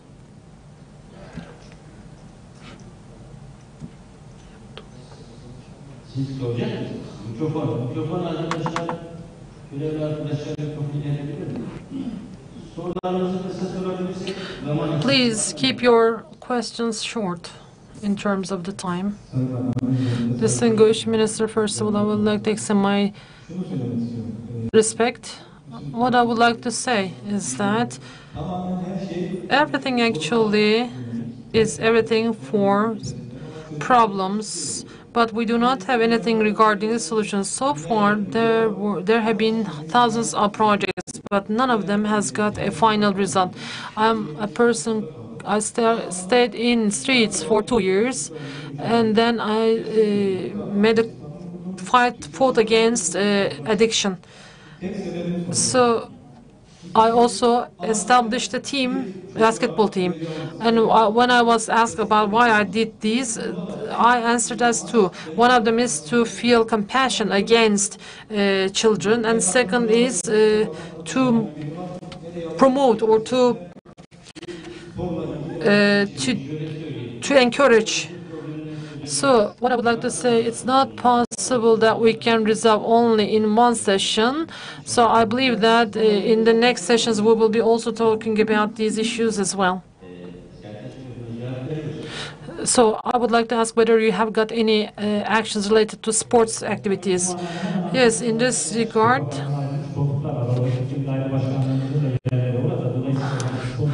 So actually, Ministry of Youngsters, Youth and Sports carries out certain activities in this field, and there are certain projects. There are projects certainly prepared for the youngsters. So in terms of solution, of course, we have had very limited time. It's not possible to explain everything within 20 minutes of time, but we have 2023 action plan.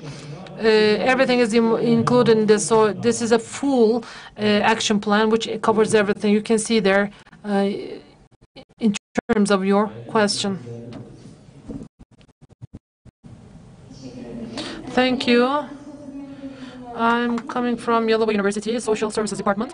So I would like to ask My question about whether within the action plan, is there anything about providing the spiritual support?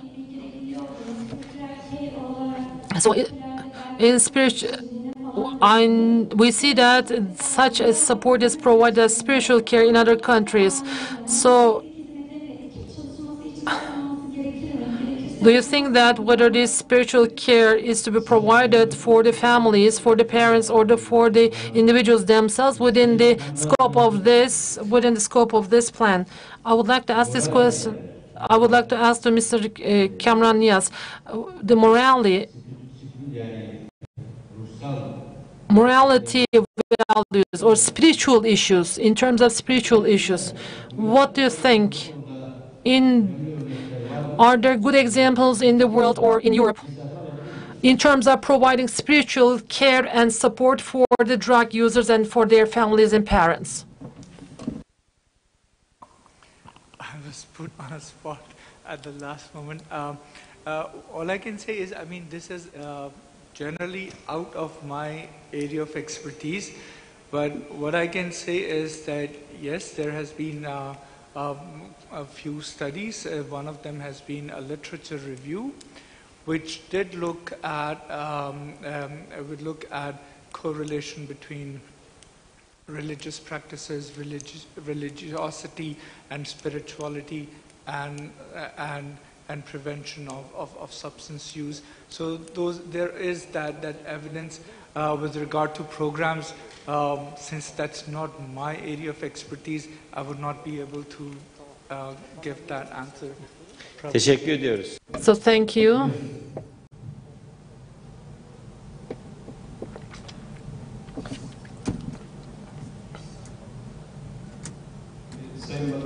Distinguished Minister, I'm a retired general. While I was on post in Afghanistan between 2002 and 2003, I saw a statistic of United Nations. This was about that the hashish. So in Afghanistan, hashish is produced by 80%. However, in 1999, I think during the Taliban reign, this product was decreased to 186,000 tons. So actually, a scientist mentioned that this was produced because it is a valuable product, and then instead of this, the saffron could be produced. This was what was said by the scientists. And during the resolution period, during the time when I was in Diyarbakir, the resource for terrorism was the drugs, and the second one was the children who were abducted from their families. And then when we looked into the statistics in 2012,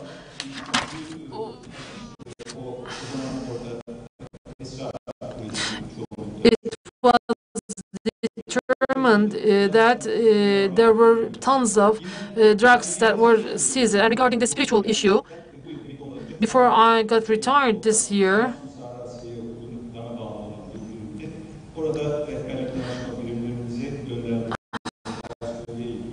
we're training our counselors where we sent to Samsun. So we see that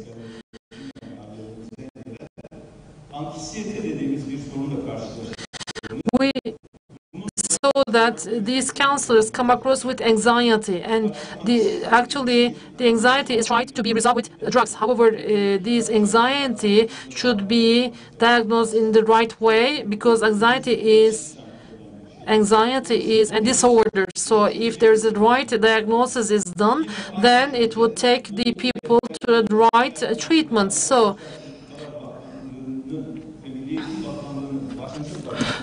as of the beginning, we have seen in the morning, actually, the first things have to be taught to the children. So we are actually teaching our children that alcohol and drugs are haram. So for that reason, we understand that the demands should be hindered, and nevertheless, the supply should be decreased. And the actual supply is about 300,000 million. So if you cannot control money, you cannot control terrorism. So this international terrorism is not to be mentioned as international. It should be. So you don't have a question. So Ministry of Family and Social Policies and Ministry of Defense are participating within this field. I want to ask whether these ministries are involved in the action plan. To my knowledge, yes, they are involved in this action plan. Only one question, please.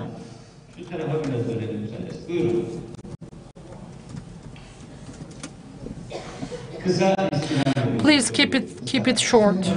So, distinguished Minister, Dr. Şaban Odabaşı from Independent Life Association. So we have heard about the precautions taken by our related institutions about this issue, drug. So in terms of combating against drug, apart from Green Crescent,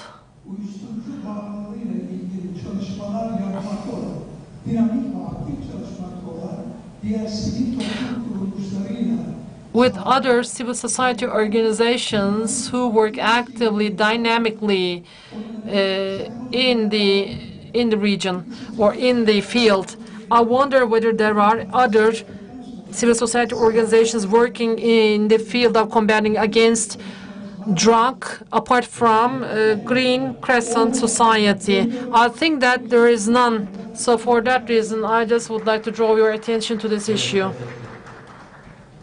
Yes, Mr. Tartaş.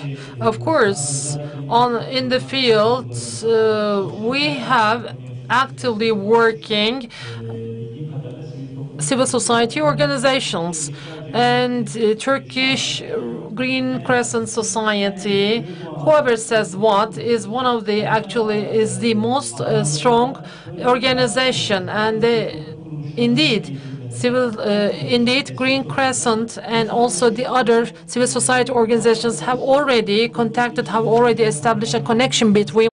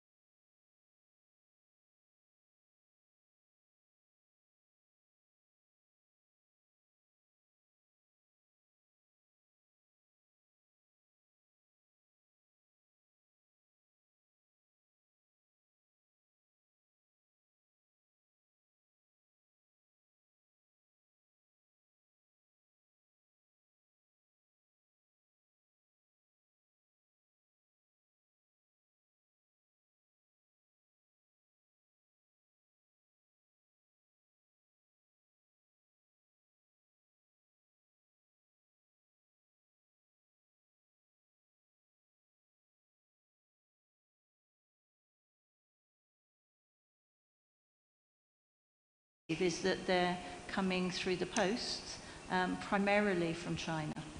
Not everything, but mainly. Some of the packaging occurs in Europe, and that's what we've been learning, is that occasionally it's easier to import in bulk, often bought from the internet, into Europe, packaged in Europe and then disseminated. So not necessarily produced a small amount, but not very much, to be honest. So that's the information that we've acquired. It's really hard to address, partly because of this global issue and the package post, the use of small amounts being able to be transported. So it's I think it's a really serious challenge for law enforcement, actually, to deal with particularly the new drugs that are coming from the internet through the post. It's a different set of challenges to like those with heroin or those with cannabis.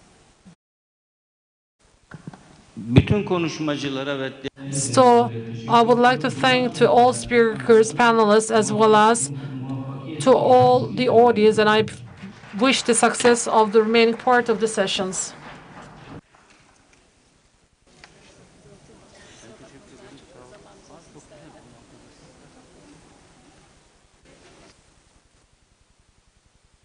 Kahve arası 15 minutes break, and we'll be back at 25 past, please. 25 geçe buradayız. Paralel oturumlar başlayacağı için